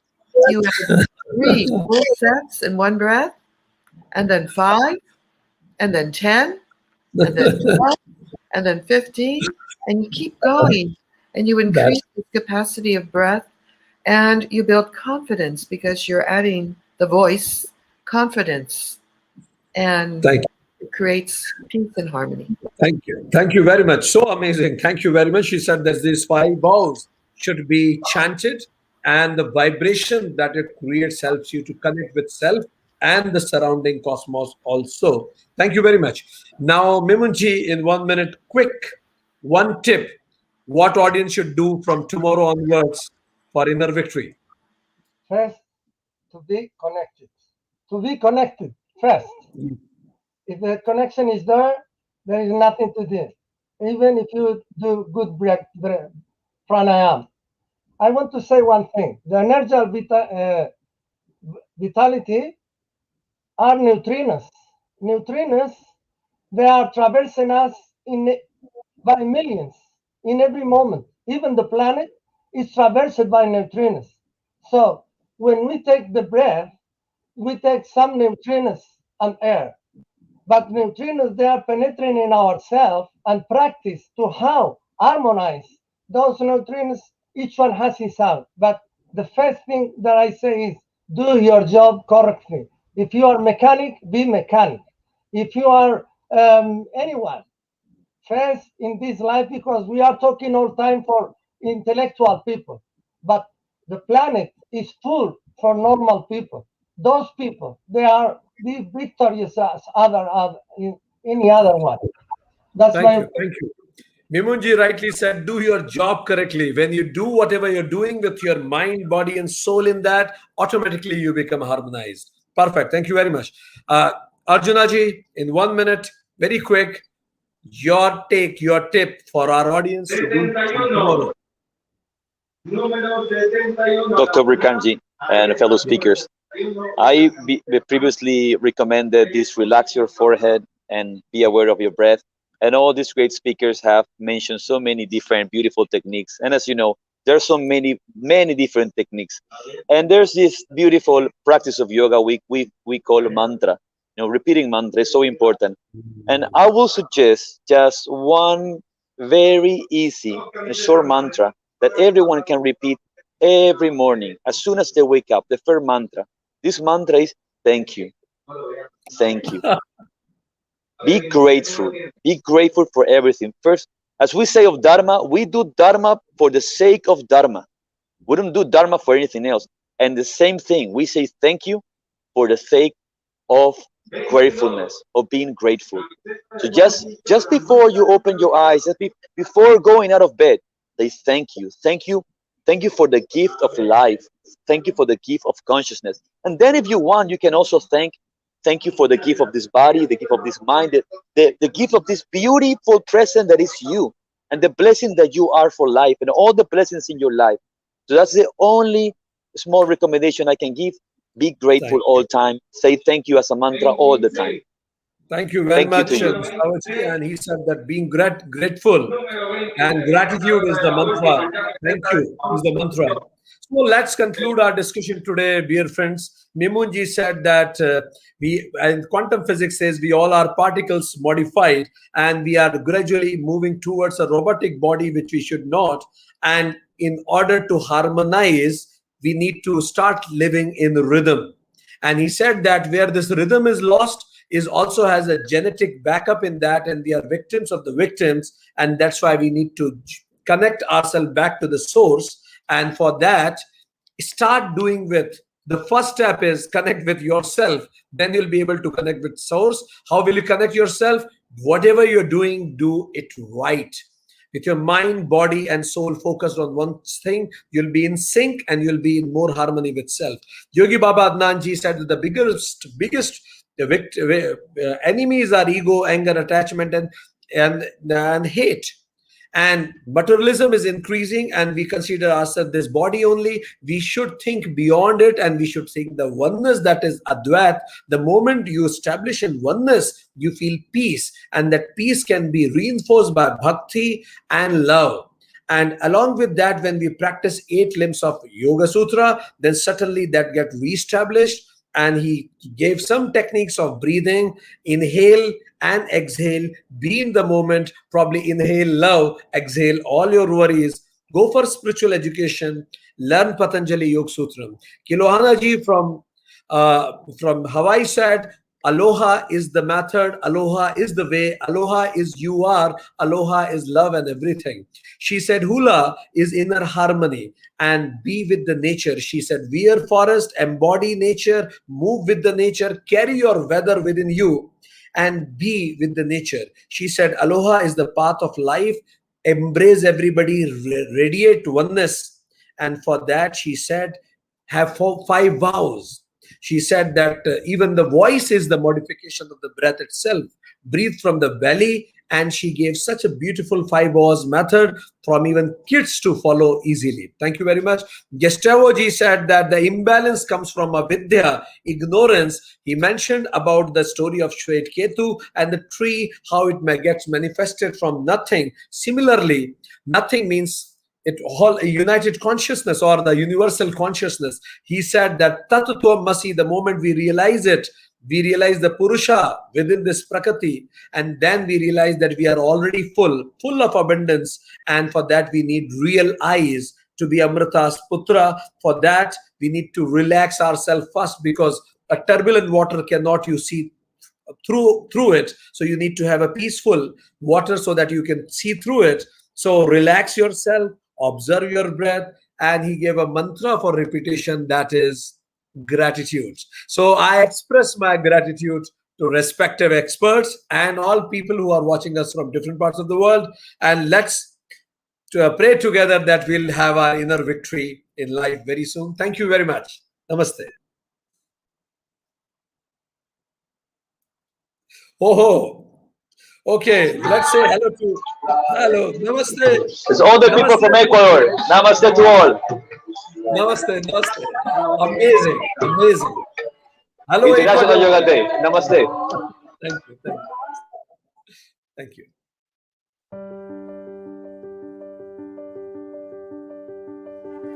Dance is the joy of movement and the heart of life. I feel delighted in announcing our next performance from Lokayan Kala Kendra Ujjain, India. Today's solo performance is presented by a young talented artist, Ritishka Bhavsar, on the Fagun folk song Ai Holi. The dance is choreographed by Mrs. Pragya Garwal, a well-known dancer of India and director of Lokayan Kala Kendra. So ladies and gentlemen, please put your hands together to welcome the young artist, Ritishka Bhavsar.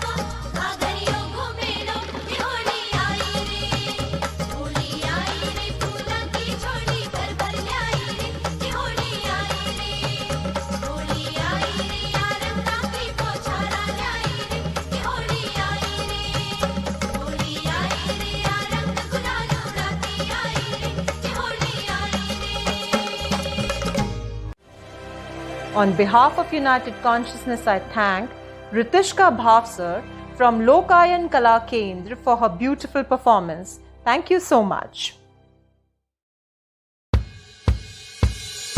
I feel delighted to welcome and introduce our next performer, Mr. Fadanagbo Michael Coffey from West Africa. He is a law graduate and specializes in the study of traditional Benin societies. In Italy, he specializes in the immigration sector at the University of Bergamo. From 1989 to 1991, he worked as a trainer for rural communities in the organization of COE at Surfep in Cameroon. He founded several movements and cultural associations like in Benin, the Peasants of the City, the Artistic and Cultural Group of Progressive Students in Cameroon, in Douala, the Cultural and Artistic Group of the International Chameleons of Cameroon, in Italy, the Campagna Africana Association and the Milsoles Intercultural Cooperative, and the founder of Setamondo Association of International Communities in Milan. He has directed several conferences and workshops on oral literature and traditional African societies in various European cities like Barcelona, Amsterdam, and in many Italian cities. Michael Coffey is the author of several theatre shows, The Garret's Night, The Garden of 1,000 Colors, author of short stories, The Mahi Tales of Savannas, Pedagogy of Giraud, etc. So put your hands together and welcome Michael Coffey from West Africa.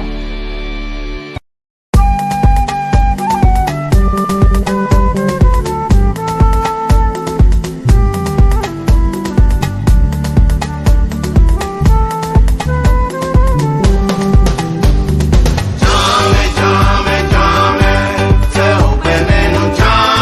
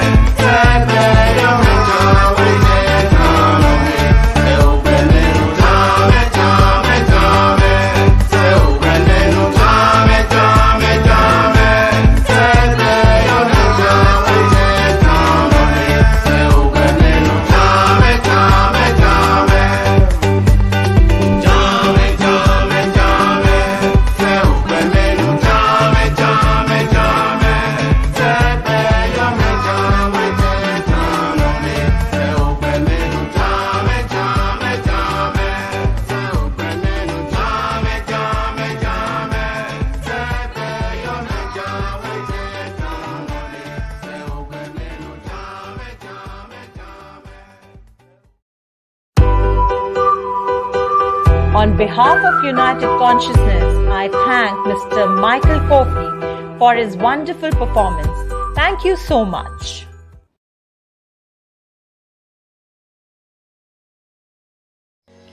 I'm delighted to welcome our next guest, Eric Mancues, disciple of Sri Muktananda Maharaj, Divine Life Society, India.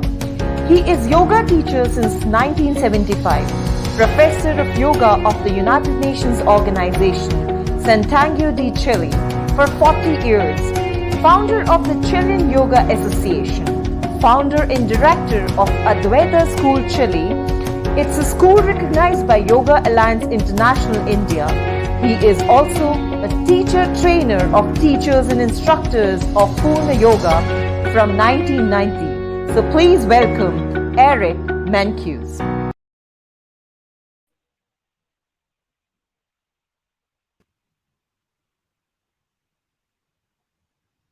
Sadhguru Sharan. Buen día. Gracias por la invitación. Good day, and thank you for the invitation. Toda persona necesita que su vida sea placentera, saludable, productiva. Necesita estar en paz consigo mismo, estar tranquilo para resolver las situaciones de su vida y disfrutar del paisaje. Compartir con las personas queridas este viaje que llamamos nuestra vida. Every person needs their life to be pleasant, healthy, and productive.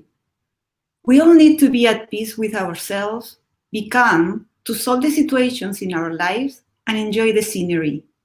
Share with our loved ones this journey we call our life. Sin embargo, el mundo nos interpela a cada instante y hay tantas situaciones que resolver cada día, más aún en estas circunstancias actuales. Y queda la sensación que esta tranquilidad es difícil de obtener. Y si logras por un momento tenerla, es tan huidiza, tan efímera. However, the world is challenging us at every moment, and there are so many situations to solve every day, even more in the current circumstances. The feeling remains that this tranquility is difficult to obtain, and if you manage to have it for a moment, it's so elusive, so ephemeral. Entonces algún amigo te sugiere, aprende a meditar y así tendrás paz interior. Then some friend tells you, learn to meditate. That way you'll have inner peace. Entonces tú lo haces.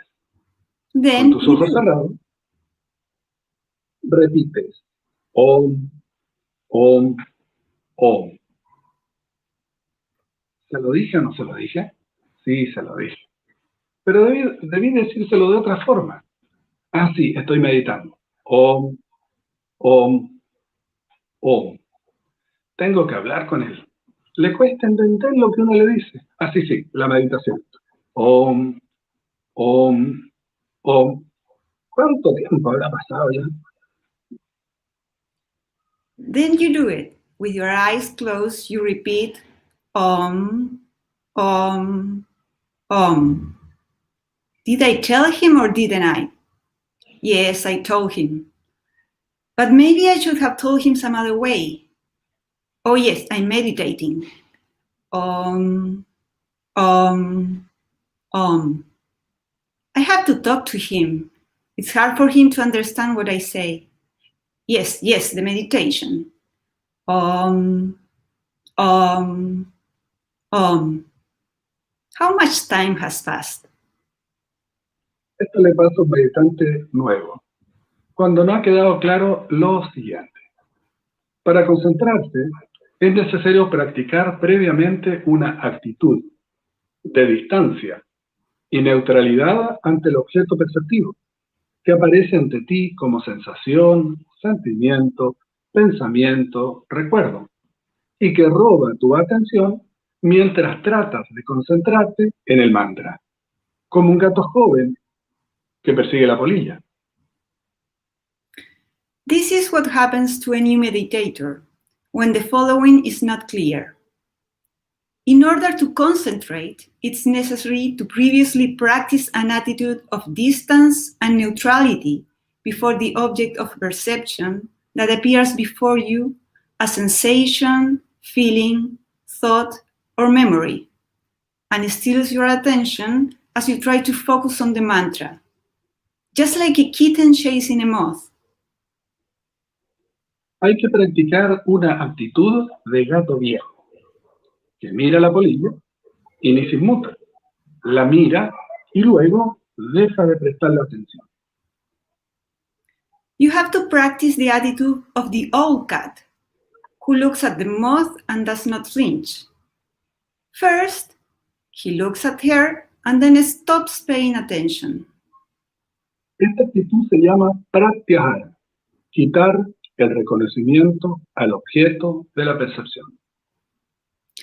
This attitude is called pratyahara, to remove recognition from the object of perception. ¿Cómo? How? Hay un juego que se trata de lo siguiente.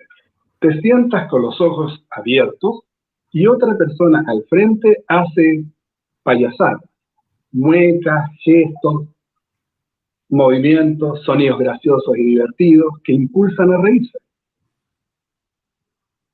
There is a game that goes like this. You sit down with your eyes open, and in front of you, another person makes silly things, silly faces, gestures, movements, and funny sounds that encourage you to laugh. El juego es que no hay que reírse, pues si ríes, pierdes el juego. The goal of the game is that you don't laugh. If you do, you lose the game. ¿Qué tienes que hacer tú, sentado con los ojos abiertos? So, what should you do while sitting with your eyes open? Primero, debes ponerte en la actitud. Haga lo que haga la persona que tienes enfrente, no es divertido. Todo lo que haga, tú no lo reconoces como divertido. Lo puedes seguir mirando, pero no es de tu interés. First, you must put yourself in the attitude, no matter what the person does, it's not funny. Everything he does, you do not recognize it as fun. You can keep looking at him, but it is not of your interest. Para esto, permaneces atento, con la musculatura completamente relajada. Pues si respondes muscularmente, comenzarás a reírte. De modo que el músculo ha de estar relajado. In order to do this, you remain attentive with the muscles completely relaxed.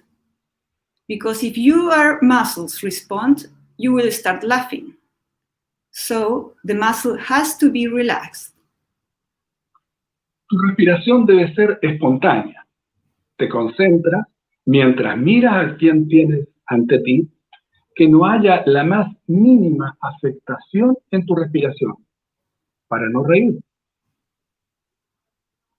Your breathing must be spontaneous. You concentrate while looking at who is in front of you without the slightest affectation in your breathing, so you don't laugh. Entonces, esta distancia saludable ante el acontecer es lo que practicas primero. Detienes la conducta corporal, la conducta emotiva y tu mente despierta, atenta y desinteresada de lo que aparece ante ti. Then, this healthy distance from what's happening is what you have to practice first. You stop the body behavior, the emotional behavior, and your mind awakes, attentive and uninterested in whatever appears before you. Cuando adoptas esta actitud, pratyahara, tu mente, tus emociones y tu cuerpo descansan profundamente. Porque, aunque está la percepción, tú te abstienes de la conducta, recuperando la paz de tu corazón, lo que hace tus modales amables y sentidos. When you adopt this attitude, pratyahara, your mind, Your emotions and your body rest deeply. Because even though the perception is there, you abstain yourself from the behavior, regaining the peace of your heart, what makes your manners kind and gentle. Esto fortalece tu capacidad de atención y ahora puedes concentrarte en el mantra sin las distracciones del pensamiento. Doing this strengthens your attention span, so you can now focus on the mantra without the distractions of the thought. Concentrarte ahora te llevará a tu origen, la conciencia de ser que eres, desde donde surge la plenitud que buscas en los objetos del mundo y nunca encuentras, porque ahí no está. To concentrate now will take you to your source, the consciousness of the being that you are, from where arises the fullness you keep looking for in the objects of the world and never find, because it's not there. Está en el origen de la conciencia de ser, aquello que llamamos Dios, Purna Brahman, la plenitud del absoluto. It is at the origin of the consciousness of being, that which we call God, Purna Brahman, the fullness of the absolute.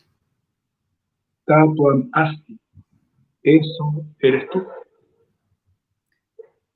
Tatuam asi, you are that. Que la gracia de Dios sea derramada en el corazón de cada uno de ustedes. May the grace of God be poured into the heart of each one of you. En Dios siempre. Always in God.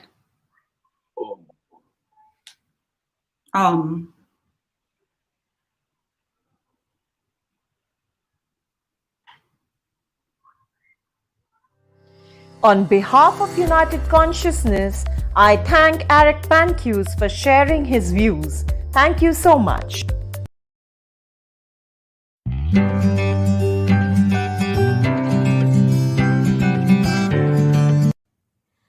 I am feeling immensely happy in introducing the incredible learned personality, André Riel from France. He is a master of Nidra Yoga and Kashmir Shaiva Tantra. He is a student of yoga since 1972. He first stayed in a monastery in the Himalayas and met many traditional masters studying extremely specific teachings of classical as well as tantric yoga practices. After some years of searching, meeting with Kashmiri Babu, an ascetic from the Shaiva tradition, he underwent a retreat of deep study into the spiritual quest.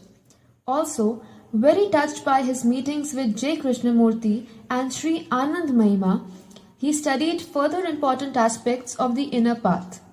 It was the final encounter with Chandra Swami, an ascetic from the Brahmanic lineage of the Udasins, which would give a full understanding of all the teachings studied before.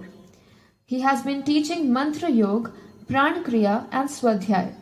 He is a Nidra Yoga instructor for the past 20 years across 5 continents. He is a board member of the European Union of Yoga, founder of Nidra Consciousness, founder member of Indian Yoga Association, and director of Nidra Study Centers across the globe. Ladies and gentlemen, please join me in welcoming André Riel.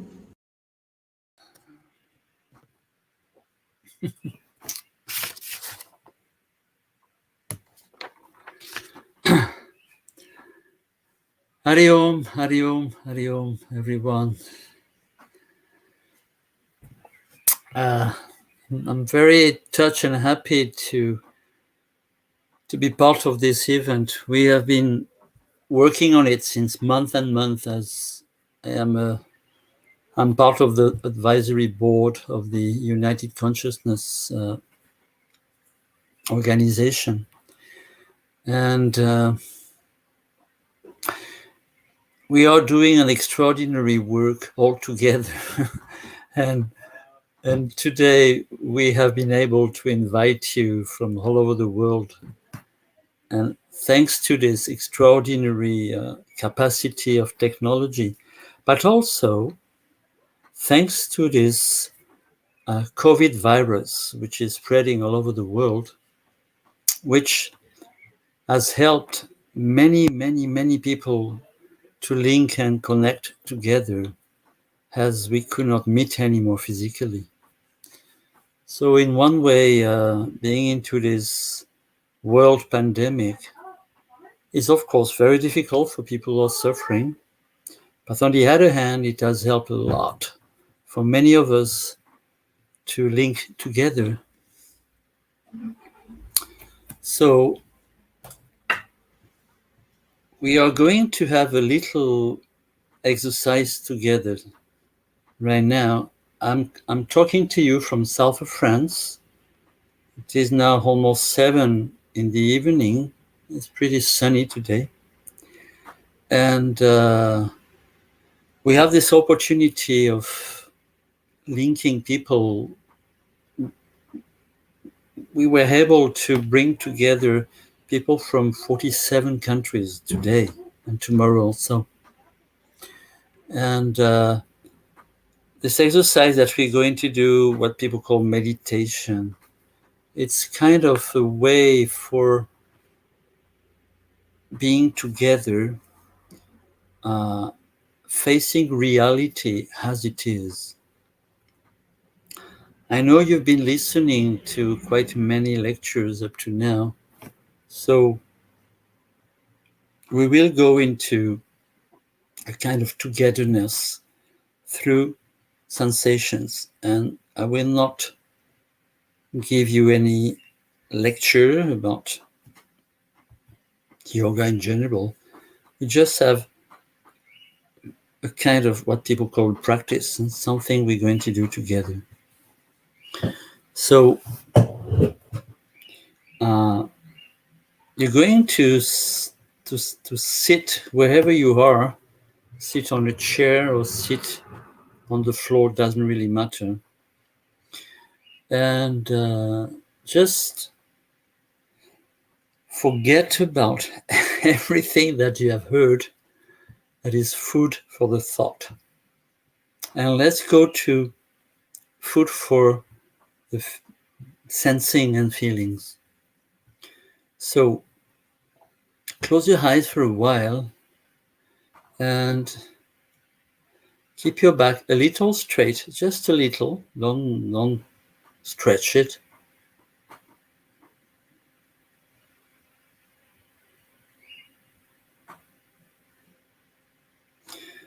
And release your abdomen. Let your abdomen going forward, not pushing it, just let it go. But keep your back straight. And also keep your shoulders down, but keep your back straight.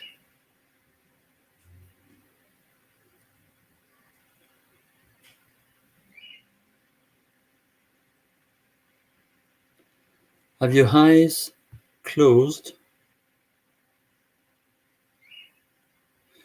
And if you had your eyes open, the sight, the looking would go horizontally towards the infinite.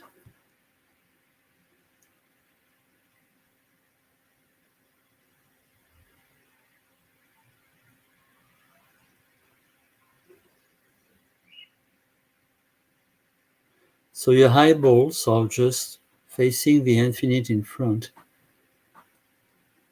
And now your sight, that is the sense of looking, of seeing, imagine that it goes inward, inside. And completely relax the eyeballs.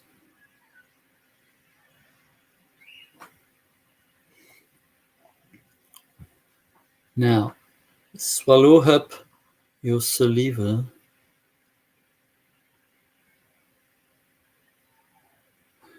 and slightly open the lips.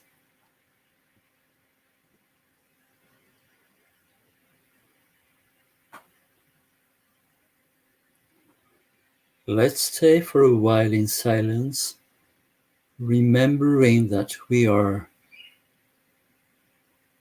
we are thousands connected on this event. We are more than 3,000 people connected. So let's be together in silence, knowing that we are quite many together.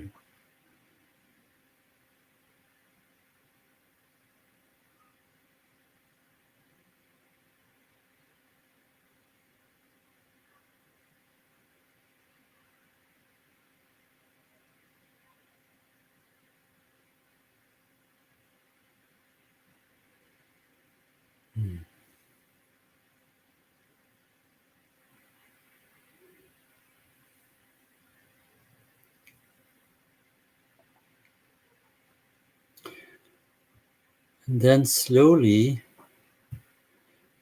start being aware of the breathing, the natural breathing movement. Don't change it. Just feeling the natural movement of the breathing.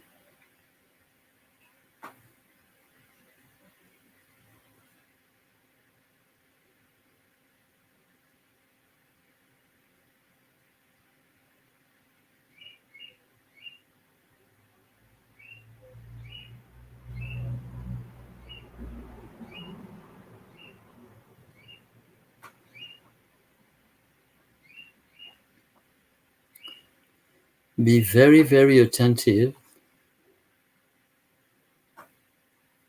Try to feel each and every breath in and each and every breath out.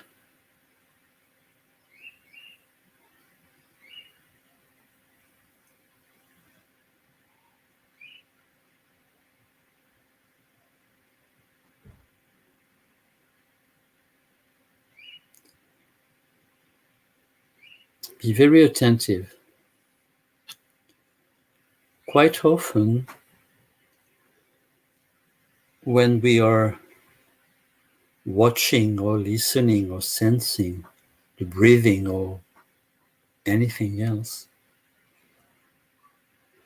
the very way that we perceive is bringing a division, fragmentation. It is when we have the feeling of being somebody watching something.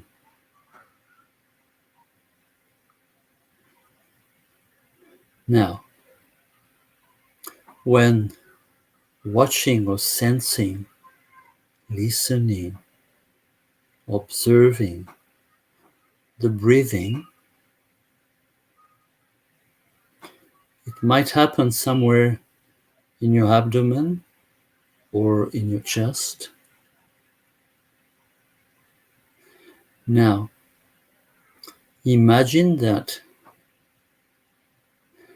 this thing, this functions that is aware of the breathing, imagine that this function is inside the inner space where the breathing is going on. That is, if your breath goes on in your abdomen, imagine that, let's call it the perceiver, what perceives the breathing, is also into the abdomen.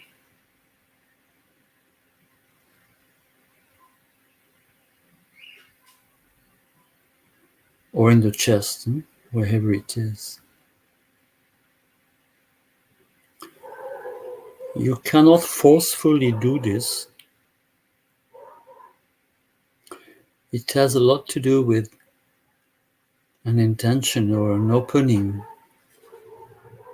to this unusual way of perceiving, that what perceives is inside what is perceived.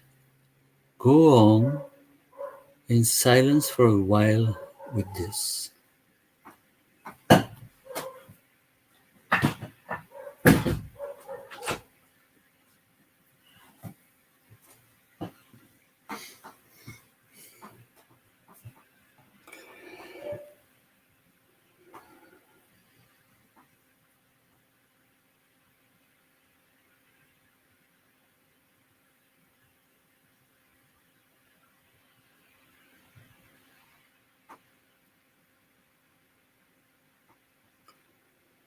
Now be very, very attentive.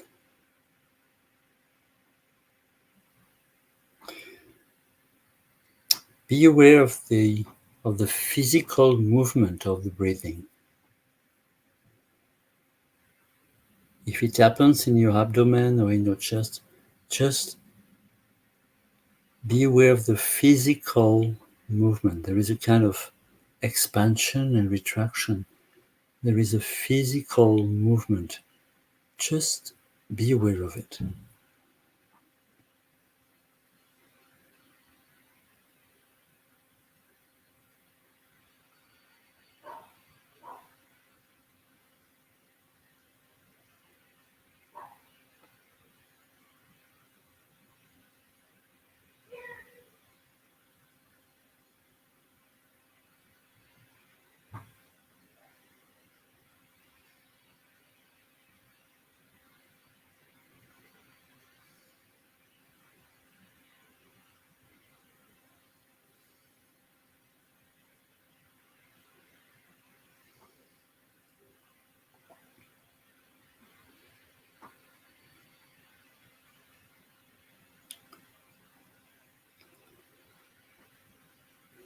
If you ever come out of this quality of sensitivity,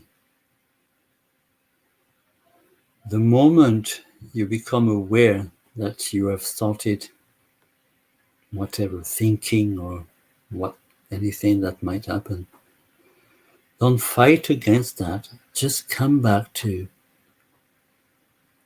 the movement of the natural breathing.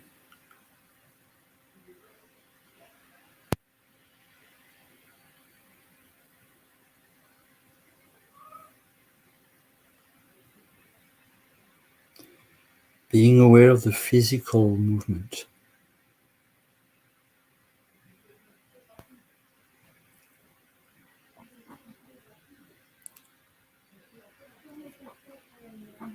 Now,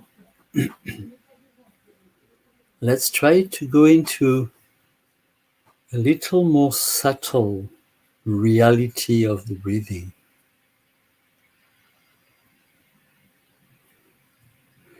It has to do with the direction that you feel your breathing is going on. I will give you a few possible examples.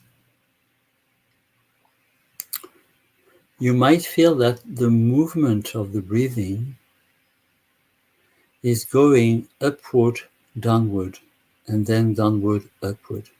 This is just a sensation. It is not linked exactly to the physical movement. Another possibility could be sensing the movement going forward, backward, then backward, forward.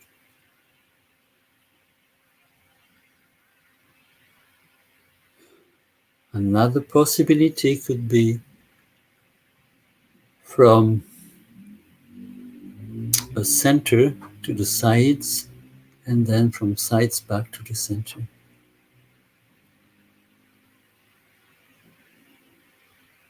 Another possibility could be from the middle to the periphery, and periphery back to middle, like in 3 dimensions. These are few possibilities of sensing the movement of the breathing. You might perceive others. Now bring your attention to the direction of the breathing the way you sense it.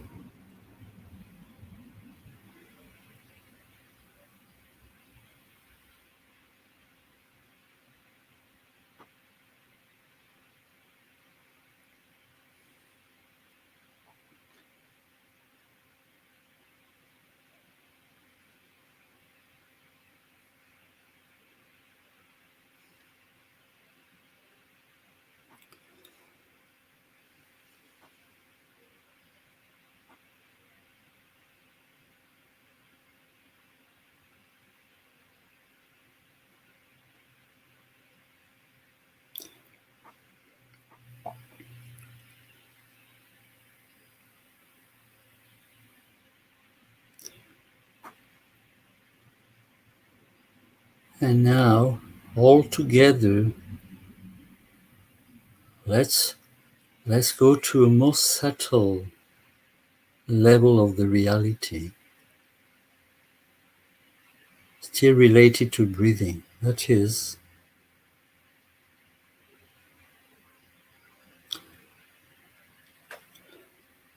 you've been born once and your breath started.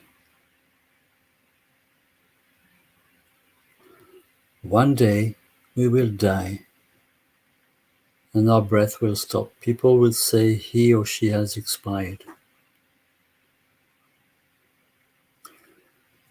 Now, in between these two moments, the movement of the breathing is going on,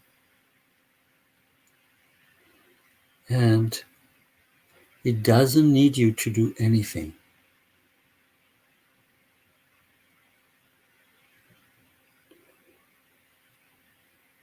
You might decide to stop eating for quite a few long days, or stop drinking for days, stop sleeping, stop talking.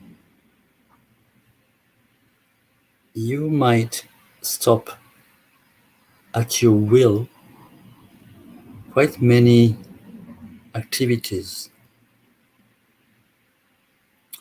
but with the breathing you cannot. If the breath stops more than 3 minutes, what we call life is over.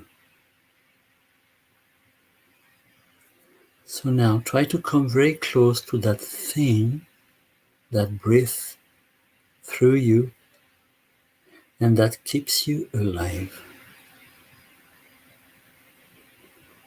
Come closer to this thing that keeps you alive.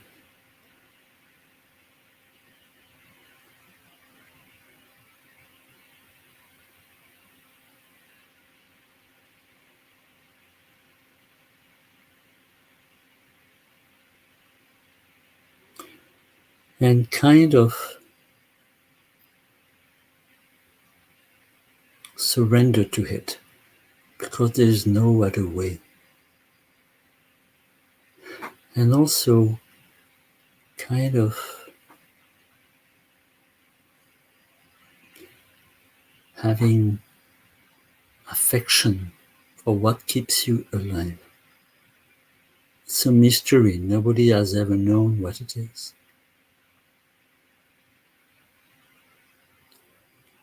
And now for a few minutes in silence, let us all stay together into this gratitude to this movement of life that is passing through us.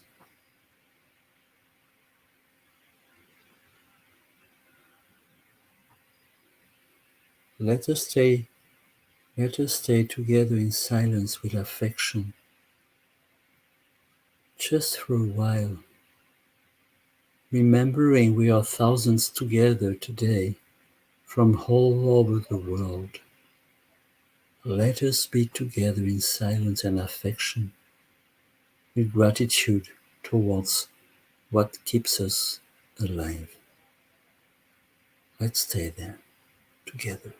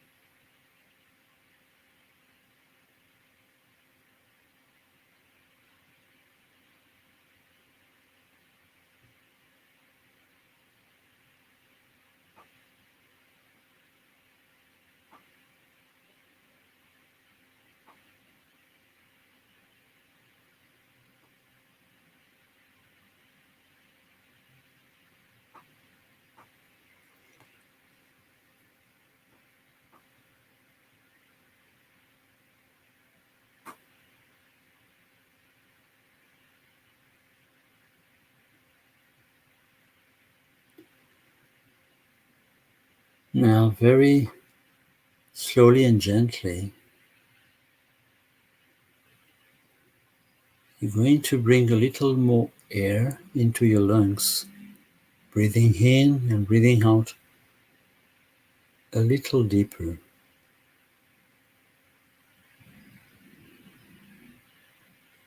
Don't become a controller. It is only about to give more space to this thing that keeps us alive.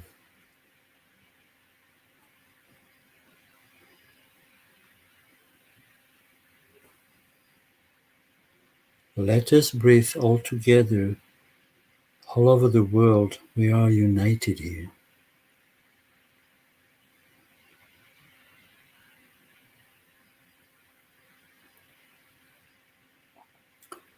We are united into breathing, that is perceiving something that keeps us alive. And we also are united in consciousness, which is the name of our organization, United Consciousness. And please, from time to time, in the back of your kitchen or whenever you are traveling in the bus or anytime, anywhere, from time to time, please go back to this, remembering that we are millions, moving towards this unity of consciousness. Do that from time to time, every day, not very long, just a few minutes.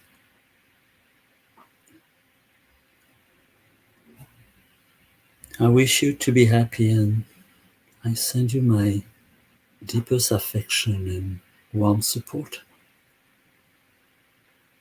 Thanks everyone. Hari Om. Hari Om. Hari Om. I owe my thanks to Mr. Andre Rail for guiding us the meditation practices. Thank you very much.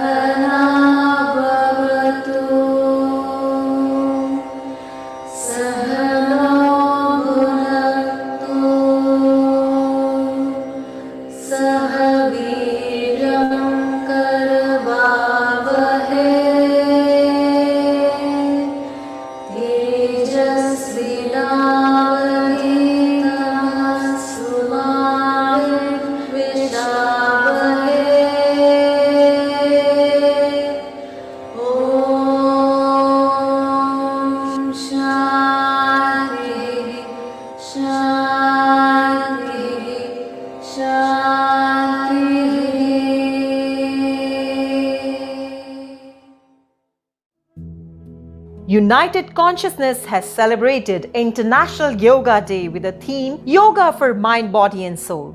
Yoga is an invaluable gift of India's ancient tradition. It embodies unity of mind and body, thought and action, restraints and fulfillment, harmony between man and nature, a holistic approach to health and well-being. It is about to discover the sense of oneness within yourself, the world and nature. By changing our lifestyles and creating consciousness, it can help in well-being. I am highly privileged to have this opportunity to present my gratitude to all those who have witnessed and blessed this event directly or indirectly. We are blessed by the God for a successful functioning of the event. So firstly, I thank God for showering His blessings on us. I extend my heartfelt thanks and gratitude to our esteemed chief guest, Dr. Vinay Sahasrabudhe, President ICCR. I owe my heartfelt thanks to Geshe Nyuang Sonam from Tibet House. I feel grateful to thank Shri Yogi Hari, Mr. Andrei Lubanav, Mr. Vibhuti Jha, Mr. Ashraf Karayat, Yogi Eric Mancure, Yogi Andre Rahil. I thank all highly esteemed and learned panelists for their panel discussion. I'm thankful to all the wonderful music artists and magnificent dance performers for their cultural performances. I thank European Yoga Federation, Swami Suryananda Saraswati Ji, Ms. Amy Blesio, Ms. Emilia, Sarah, Danielia, Christine, and also thank the Spiritual Council in Africa. I owe my heartfelt thanks to Team Project Self USA, Shri Rajesh Rabindranath, Ms. Pavitra Srinivasan, Ms. Madhurika Arvind, Ms. Rashmi Kashi, Dr. Prasad Akavu, Dr. Vijay Reddy, Ms. Gina Suresh, Mr. Karthik Palamalai, Mr. K.L. Alexander, Mr. Venkat Sriram Lalu, Ms. Deepthi Nair, Ms. Avneet Bad, Mr. Suresh, Mr. Devaraju, Ms. Deepa Arun.